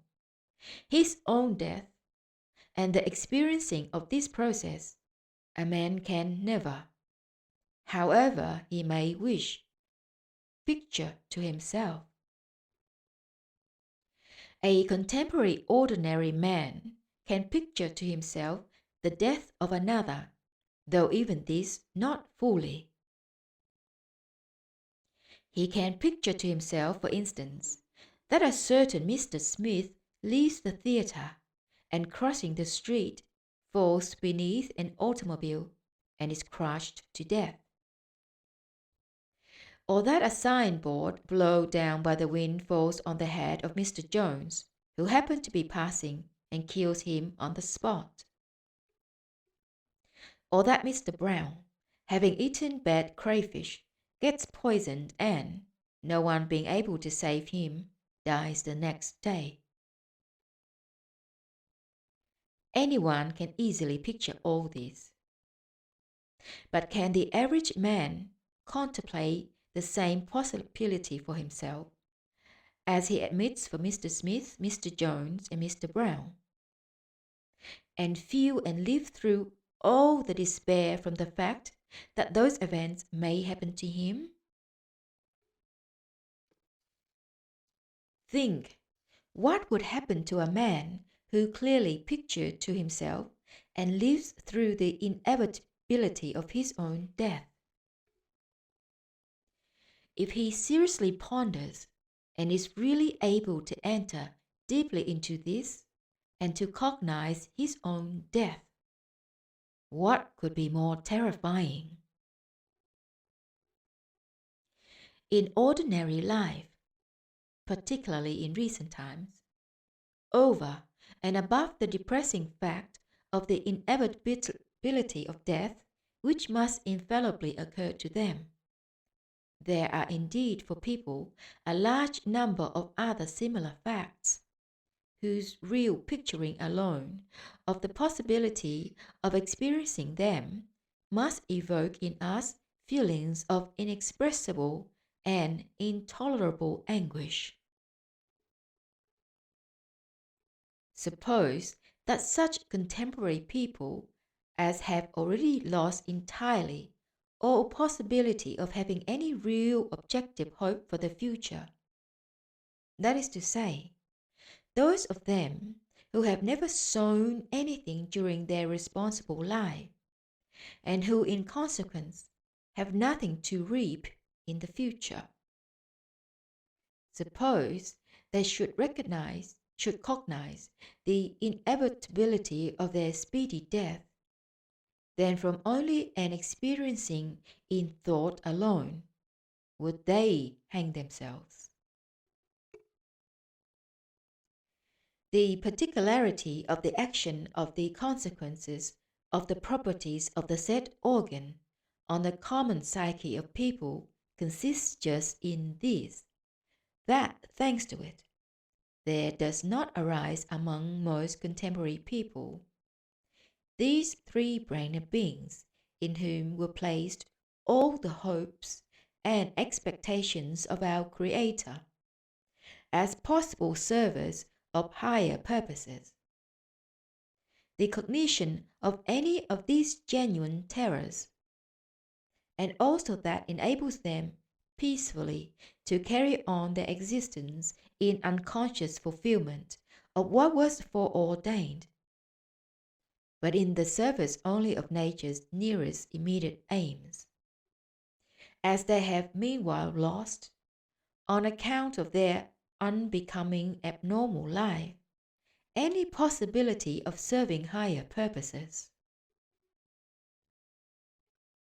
Thanks to these consequences, not only does the cognition of these terrors not arise in the psyche of these people, but also, for the purpose of self-quieting, they even invent all kinds of fantastic explanations plausible to their naive logic for what they really sense and also for what they do not sense at all. As, for instance, suppose that the solution of the question of our inability really to sense various possible genuine terrors, in particular the terror of one's own death, should become, so to say, a burning question of the day, which occurs with certain questions in the contemporary life of people. Then, in all probability, all contemporary people, ordinary mortals, as well as those called the learned, would categorically offer a solution, which they would no doubt for a moment, and, as is said, spluttering at the mouth, would set about to prove that what in fact saves people from being able to experience such terrors is just their own will. But if this is admitted, then why does not this same presumed will protect us from all the little fears we experience at every step? In order to sense and understand with your whole being what I am now saying, and not merely to understand with that, so to say, mind fornication of yours, which to the misfortune of our descendants has become the dominant inherency of contemporary people. Picture to yourself now merely the following. Today, after the lecture, you return home, undress, and get into bed. But just as you are covering yourself with your blanket, a mouse jumped out from under the pillow and scuttling across your body, ducks into the folds of the blankets. Admit candidly, does not a shiver actually already run through the whole of your body merely at the bare thought of such a possibility? Is it not so? Now, please, try to make an exception, and without the participation of any of that, so to say, subjective emotionalness whatsoever, which has become fixed in you. Think with your mentation alone about such a possible occurrence to you, and you yourself will then be amazed that you react to this in this way. What is so terrifying in this? It is only an ordinary house mouse, the most harmless and inoffensive of beasts. Now I ask you, how can all that has been said be explained by that will, which is presumed to be in every man? How is it possible to reconcile the fact that a man is terrified at a small timid mouse, the most frightened of all creatures, and of thousands of other similar trifles which might never even occur, and yet experiences no terror before the inevitability of his own death? In any case, to explain such an obvious contradiction by the action of the famous human will is impossible. When this contradiction is considered openly, without any preconceptions, that is to say, without any of the ready-made notions derived from the wise acring of various what are called authorities, who in most cases have become such thanks to the naivete and herd instinct of people, as well as from the results, depending on abnormal education, which arise in our mentation. Then it becomes indubitably evident that all these terrors, from which in man there does not arise the impulse, as we said, to hang himself, are permitted by nature herself to the extent in which they are necessary for the process of our ordinary existence.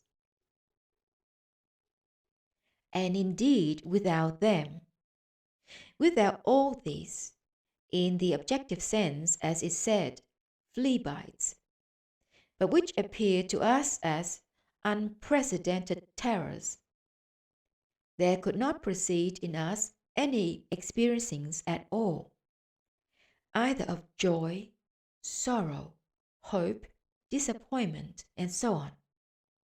Nor could we have all those cares, stimulis, strivings, and in general, all kinds of impulses which constrain us to act, to attain to something, and to strive for some aim. It is just this totality of all these automatic, as they might be called, childish experiencings, arising and flowing in the average man, which on the one hand make up and sustain his life, and on the other hand, give him neither the possibility nor the time to see and feel reality. If the average contemporary man were given the possibility to sense or to remember, if only in his thought, that at a definite known date, for instance, tomorrow, a week or a month, or even a year or two hence, he would die, and die for certain, what would then remain, one asks, of all that had until then filled up and constituted his life? Everything would lose its sense and significance for him. What would be the importance, then, of the decoration he received yesterday for long service, and which had so delighted him? Or that glance he received, recently noticed, so full of promise, from the woman who had long been the object of his constant and unrewarded longing? Or the newspaper with his morning coffee, and that deferential greeting from the neighbor on the stairs, and the theatre in the evening, and rest and sleep, and all his favorite things? Of what account would they all be? They would no longer have all that significance which had been giving him them before, even if a man knew that death would overtake him only in 5 or 6 years. In short, to look his own death, as is said, in the face, the average man cannot and must not. He would then, so to say, get out of his depth, and before him, in clear-cut form, the question would arise: why then should we live and toil and suffer? Precisely that such a question may not arise, great nature, having become convinced that in the common presence of most people there have already ceased to be any factors for meritorious manifestations proper to three-center beings, had providentially wisely protected them by allowing the arising in them of various consequences of those non-meritorious properties, unbecoming to three-centers beings, which, in the absence of a proper actualization, conduce to their not perceiving or sensing reality. And great nature was constrained to adapt herself to such an, in the objective sense, abnormality, in consequence of the fact that, thanks to the conditions of their ordinary life established by people themselves, the deteriorating quality of their radiations required for higher common cosmic purposes insistently demanded, for the maintenance of equilibrium, an increase of the quantity of the arisings and existings of these lives. Whereupon it follows that life in general is given to people not for themselves, but that this life is necessary for the said higher cosmic purposes, in consequence of which great nature watches over this life, so that it may flow in a more or less tolerable form, and takes care that it should not prematurely cease. Do not we people ourselves also feed, watch over, look after, and make the lives of our sheep and pigs as comfortable as possible? Do we do all this because we value their lives for the sake of their lives? No, we do all this in order to slaughter them one fine day, and to obtain the meat we require. with as much fat as possible. In the same way, nature takes all measures to ensure that we shall live without seeing the terror, and that we should not hang ourselves, but live long, and then, when we are required, she slaughters us. Under the established conditions of the ordinary life of people, this has now already become an immutable law of nature.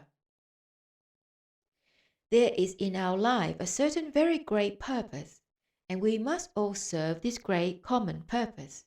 In this lies the whole sense and predestination of our life. All people without exception are slaves of this greatness, and all are compelled willy-nilly to submit, and to fulfill without condition or compromise what has been predestined for each of us by his transmitted heredity and his acquired being.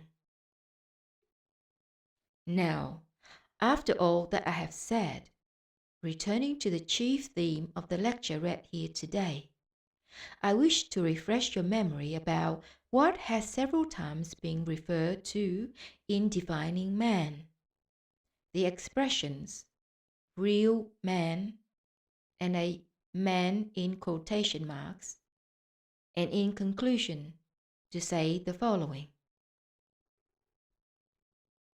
Although the real man, who has already acquired his own I, and also the man in quotation marks who has not, are equally slaves of the said greatness, yet the difference between them, as I have already said, consists in this, that since the attitude of the former to his slavery is conscious, he acquires the possibility, simultaneously with serving the all-universal actualizing, of applying a part of his manifestations according to the providence of great nature, for the purpose of acquiring for himself imperishable being.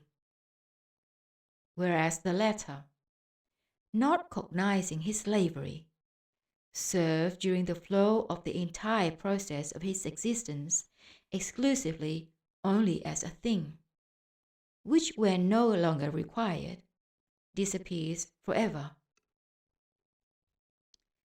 In order to make what I have just said more comprehensible and concrete, it will be useful if we compare human life in general to a large river which rises from various sources and flows on the surface of our planet, and the life of any given man to one of the drops of water composing this river of life.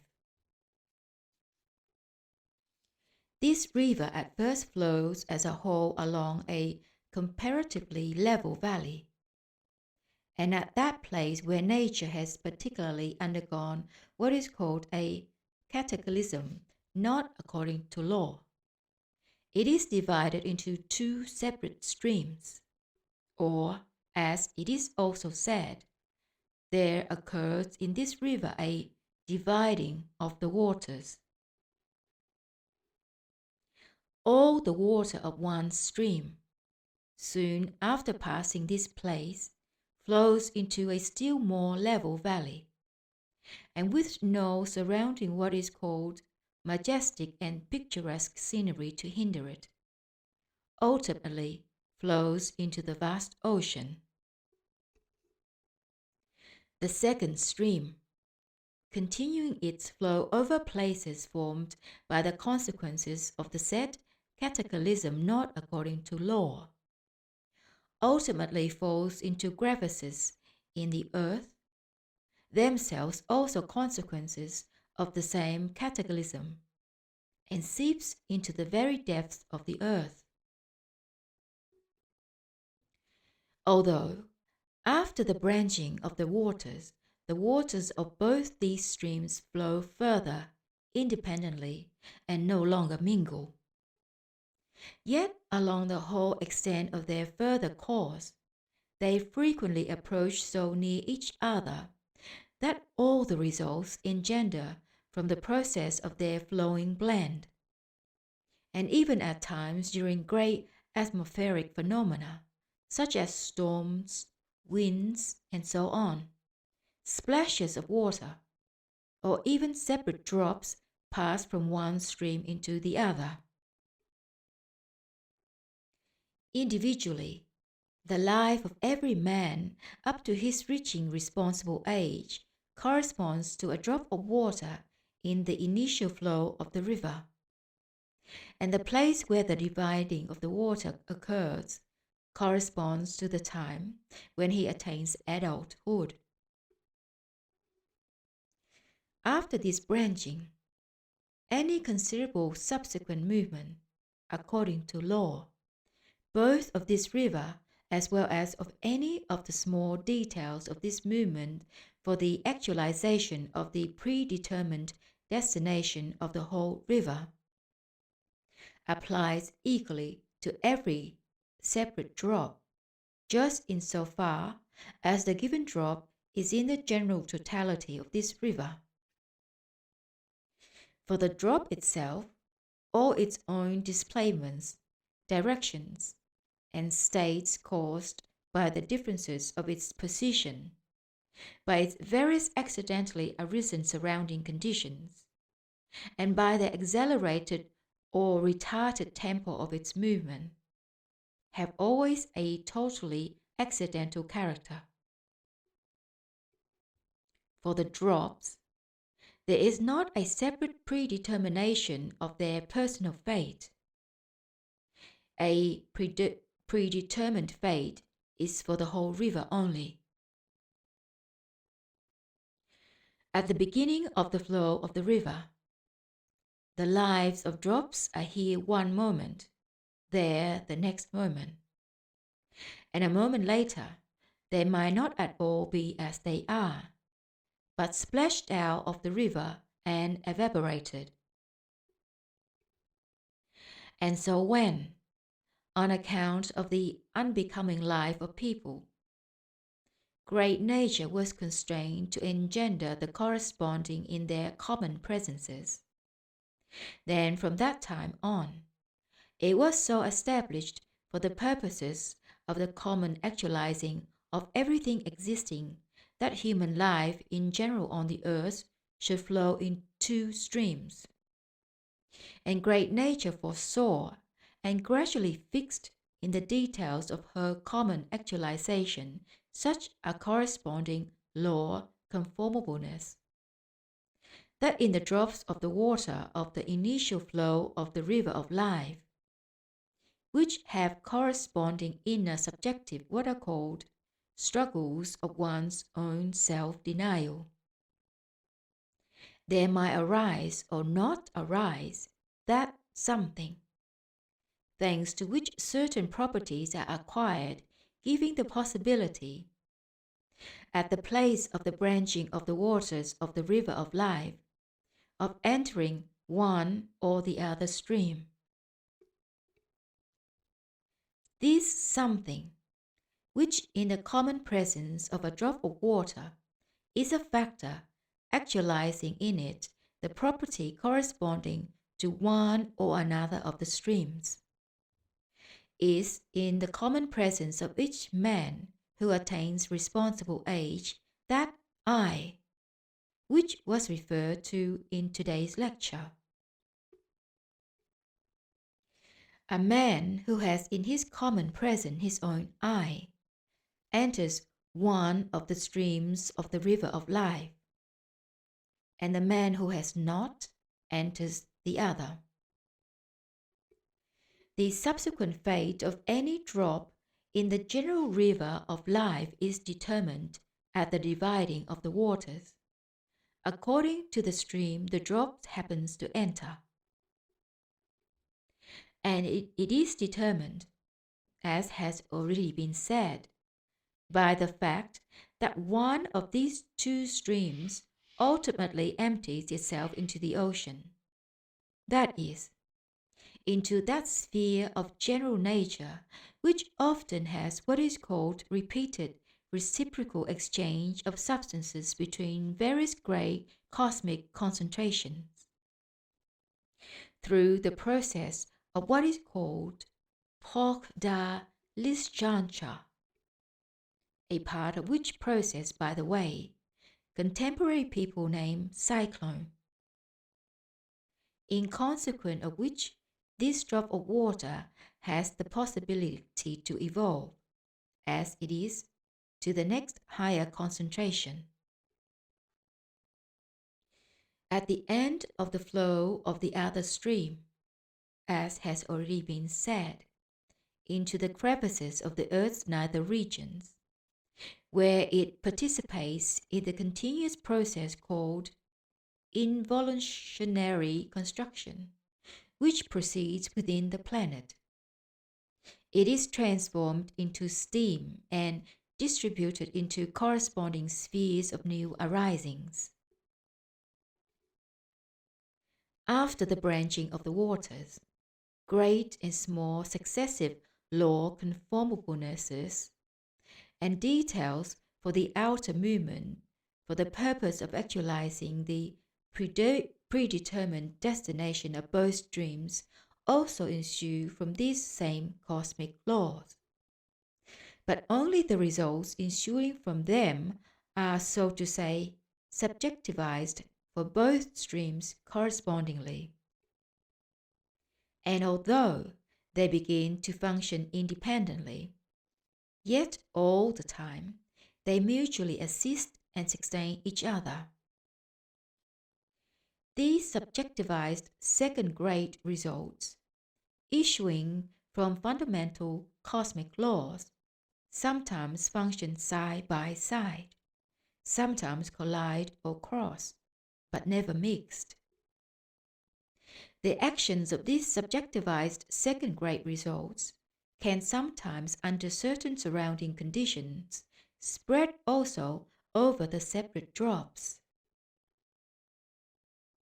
For us contemporary people, the chief evil is that we, thanks to the various conditions of our ordinary existence established by us ourselves, chiefly in consequence of the abnormal what is called education, attaining responsible age, and acquiring presences which correspond only to that stream of the river of life which ultimately empties itself into the nether regions, enter it, and are carried along where and whither it wills, and without pondering about the consequences, we remain passive, and submitting to the flow, drift on and on. As long as we remain passive, not only shall we have inevitably to serve solely as a means for nature's involutionary and evolutionary construction, but also for the rest of our lives we shall have to submit slavishly to every caprice of all sorts of blind events. As most of the hearers present here have already, as it said, crossed over into responsible age, and frankly cognize that until now they have not acquired their own I, and at the same time, according to the substance of all I have said here, have not pictured for themselves any particularly agreeable perspectives, then, in order that you, just you who cognize this, should not be greatly, as it said, disheartened, and should not fall into the usual what is called pessimism everywhere prevalent in the contemporary abnormal life of people, I say quite frankly, without any arrepense, that, according to my convictions which have been formed, thanks to long years of investigations strengthened by numerous quite exceptionally conducted experiments, on the result of which are based the Institute for the Harmonious Development of Man, founded by me. Even for you, it is not yet too late. The point is that the said investigations and experiments show me very clearly and very definitely that in everything under the care of Mother Nature, the possibility is foreseen for beings to acquire the kernel of their essence. That is to say, their own I, even after the beginning of their responsible age also. The foresight of just Mother Nature consists, in the given case, is this, that the possibility is given to us, in certain inner and outer conditions, to cross over from one stream into the other. The expression which has reached us from ancient times, the first liberation of man, refers to just this possibility of crossing from the stream which is predestined to disappear into the nether regions, into the stream which empties itself into the vast spaces of the boundless ocean. To cross into the other streams is not so easy. Merely to wish and you cross. For this, it is first of all necessary consciously to crystallize in yourselves data for engendering in your common presences a constant, unquenchable impulse of desire for such a crossing, and then, afterwards, a long corresponding preparation. For this crossing, it is necessary, first of all, to renounce all the what seem to you blessings, but which are, in reality, automatically and slavishly acquired habits, present in this stream of life. In other words, it is necessary to become dead to what has become for you your ordinary life. It is just this death that is spoken of in all religions. It is defined in the saying which has reached us from remote antiquity. Without death, no resurrection. That is to say, if you do not die, you will not be resurrected. The death referred to is not the death of the body, since for such a death there is no need of resurrection. For if there is a soul, and moreover, an immortal soul, it can dispense with a resurrection of the body. Nor is the necessity of resurrection our appearance before the awful judgment of the Lord God, as we have been taught by the fathers of the Church. No, even Jesus Christ and all the other prophets sent from above spoke of the death which might occur even during life. That is to say, of the death of that tyrant from whom proceeds our slavery in this life, and solely from the liberation from which depends the first chief liberation of man. Summing up all that has been said, the thoughts set out in the lecture you have heard read, as well as what I have added today. That is about the two categories of contemporary people who, in respect of inner content, have nothing in common, and about that grievous fact which has been made clear to a certain degree thanks to the addition I have made, namely, that in the common presences of people in recent times, thanks to progressively deteriorating conditions of ordinary life established by us, particularly owing to the wrong system of education of the rising generation. The various consequences of the organ Kundabuffer have begun to arise much more intensely. I consider it necessary to say, and even to emphasize still more, that all misunderstandings without exception arising in the process of our collective life, particularly in the sense of reciprocal relationship, and all disagreements, disputes, settling ups, and hasty decisions. Just these decisions, after the actualization of which, in practice, there arises in us the lingering process of remorse of conscience. And even such great events as wars, civil wars, and other similar misfortunes of a general character proceed simply on account of a property in the common presences of ordinary people who have never specially worked on themselves, which property I this time would call the reflecting of reality in one's attention upside down.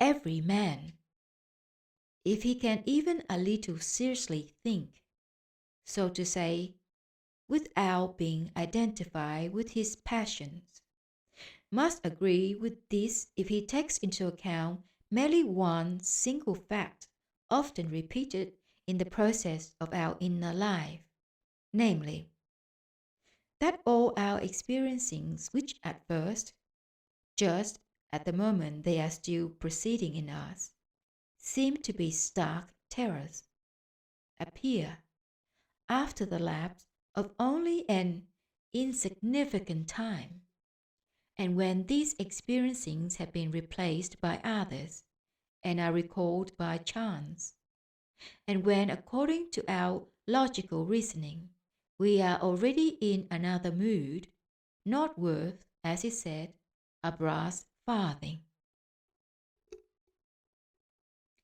In the average man, the result of his mentation and feelings often lead to this, that, as it might be expressed, a fly becomes an elephant, and an elephant a fly.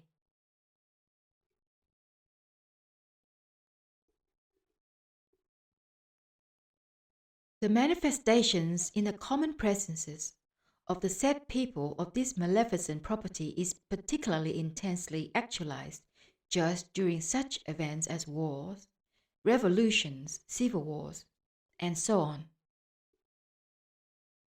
Just during these events, the state, even constated by them, is particularly sharply manifested, under the action of which they all with few exceptions fall, and which they call mass psychosis. The essence of this state consists in this, that average people receiving in their already feeble mentation, which at such times becomes still more feeble, shocks from the maleficent stories of some or another lunatic, and becoming in the full sense of the word victims of these malicious stories, manifest themselves completely automatically. During the period when they find themselves under the action of such a scourge which has already become for contemporary ordinary people their inalienable inherency, there already entirely ceases to exist in their common presences that sacred, what is called conscience, the data for the possibility of the acquisition of which great nature endowed them with, as God-like beings in differentiation from mere animals. Informed people sincerely regret just these inherencies in contemporary people because, according to historical data, and also to experimental elucidations of numerous genuine learned beings of past epochs, great nature has already long ceased to have need for such a phenomenon as mass psychosis for her equilibrium. Rather, the contrary, such a periodically arising inherencies in people compels her always to new adaptations, as for instance, increasing the birth rate, changing the what is called tempo of the general psyche, and so on and so forth.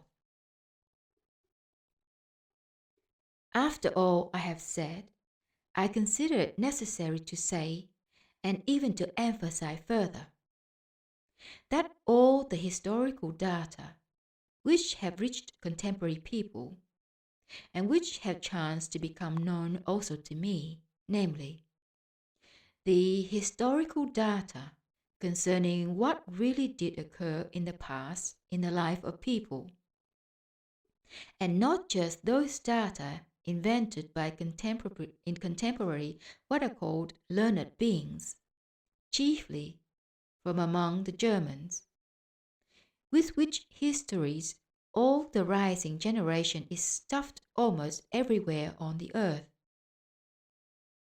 clearly show that people of former epochs did not divide into two streams of life, but that all flowed along in a single river. The general life of mankind has been divided into two streams since the time of what is called the Tikliamishian civilizations, which directly preceded the Babylonian civilizations. It was just from then on that these gradually began to be, and ultimately was finally established, that organization of the life of mankind which, as every sane thinking man ought to constate, can now flow more or less tolerably only if people are divided into masters and slaves. Although to be either masters or slaves in a collective existence among children, like ourselves, of the common Father, is unworthy of man. Yet, thanks at the present time to the conditions existing which have already been thoroughly fixed in the process of the collective life of people, the source of which lies in remote antiquity, we must be reconciled to it and accept a compromise that, according to impartial reasoning, should correspond both to our own personal welfare and also at the same time not be contrary to the commandments specially issuing to us from people from the prime source of everything existing.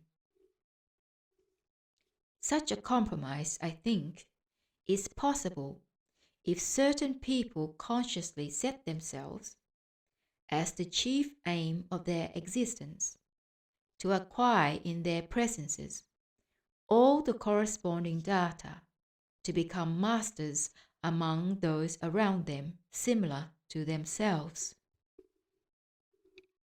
Proceeding from this and acting according to the wise saying of ancient times, affirming that, in order to be in reality a just and good altruist, it is inevitably required, first of all, to be an out-and-out egoist, and also profiting by the good sense given us by great nature. Each one of us must set for his chief aim to become in the process of our collective life a master, but not a master in that sense and meaning which this word conveys to contemporary people, namely, one who has many slaves and much money, handed down, in most cases, by inheritance, but in the sense that a given man, thanks to his, in the objective sense, devout acts towards those around him, that is to say, acts manifested by him according to the dictates of his pure reason alone, without the participation of those impulses which in him, as in all people, are engendered from the mentioned consequences of the properties of the maleficence organ Kundabuffer, acquires in himself that something which of itself constrains all those about him to bow before him and with reverence carry out his orders. I now consider this first series of my writings ended, and ended in just such a form that satisfies even myself. In any case, I give my word that from tomorrow I shall not waste even 5 minutes of my time on this first series.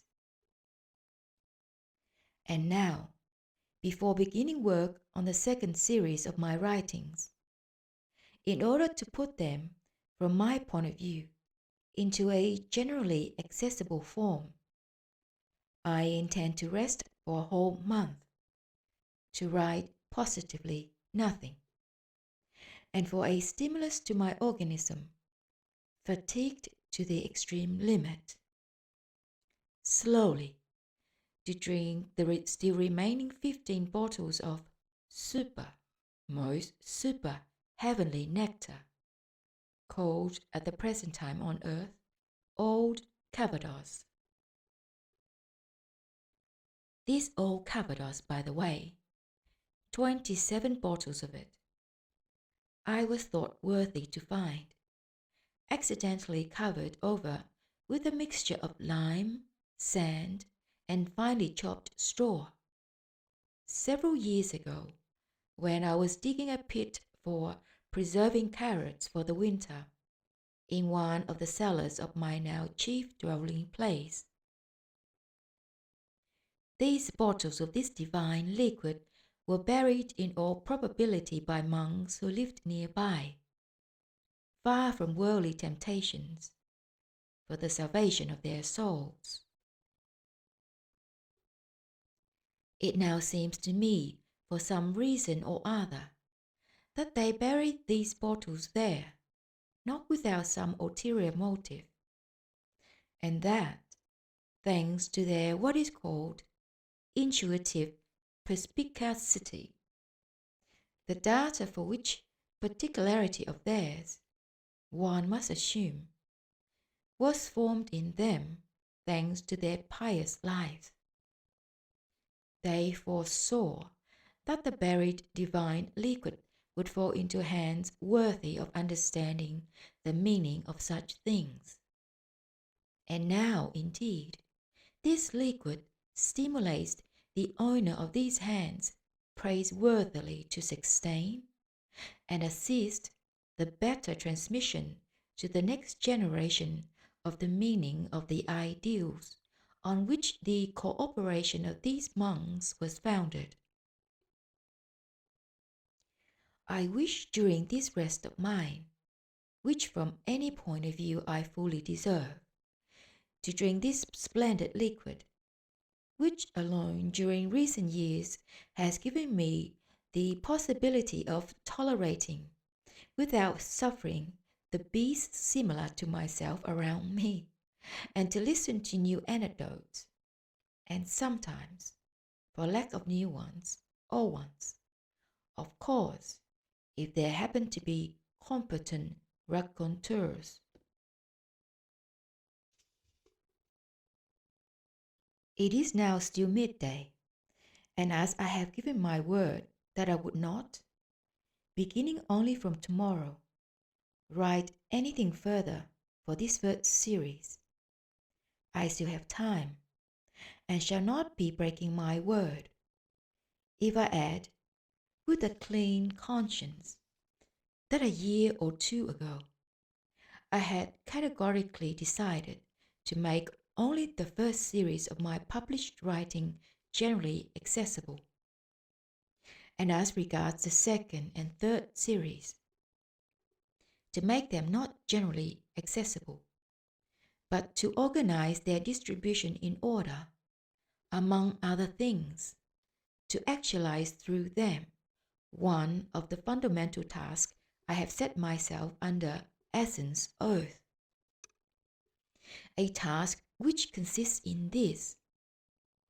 ultimately also to prove, without fail, theoretically as well as practically, to all my contemporaries, the absurdity of all their inherent ideas concerning the supposititious existences of a certain other world, with its famous and so beautiful paradise, and its so repugnant a hell, and at the same time to prove theoretically and afterwards without fail to show practically, so that even every complete victim of contemporary education should understand without shuddering and know that hell and paradise do indeed exist, but only not there in that world, but here, beside us on earth. After the books of the first series have been published, I intend, for the spreading of the contents of the second series, to organize in various large centers simultaneous public readings accessible to all. And as regards the real, indubitably comprehensible, genuine objective truths which will be brought to light by me in the third series, I intend to make them accessible exclusively only to those from among the hearers of the second series of my writings.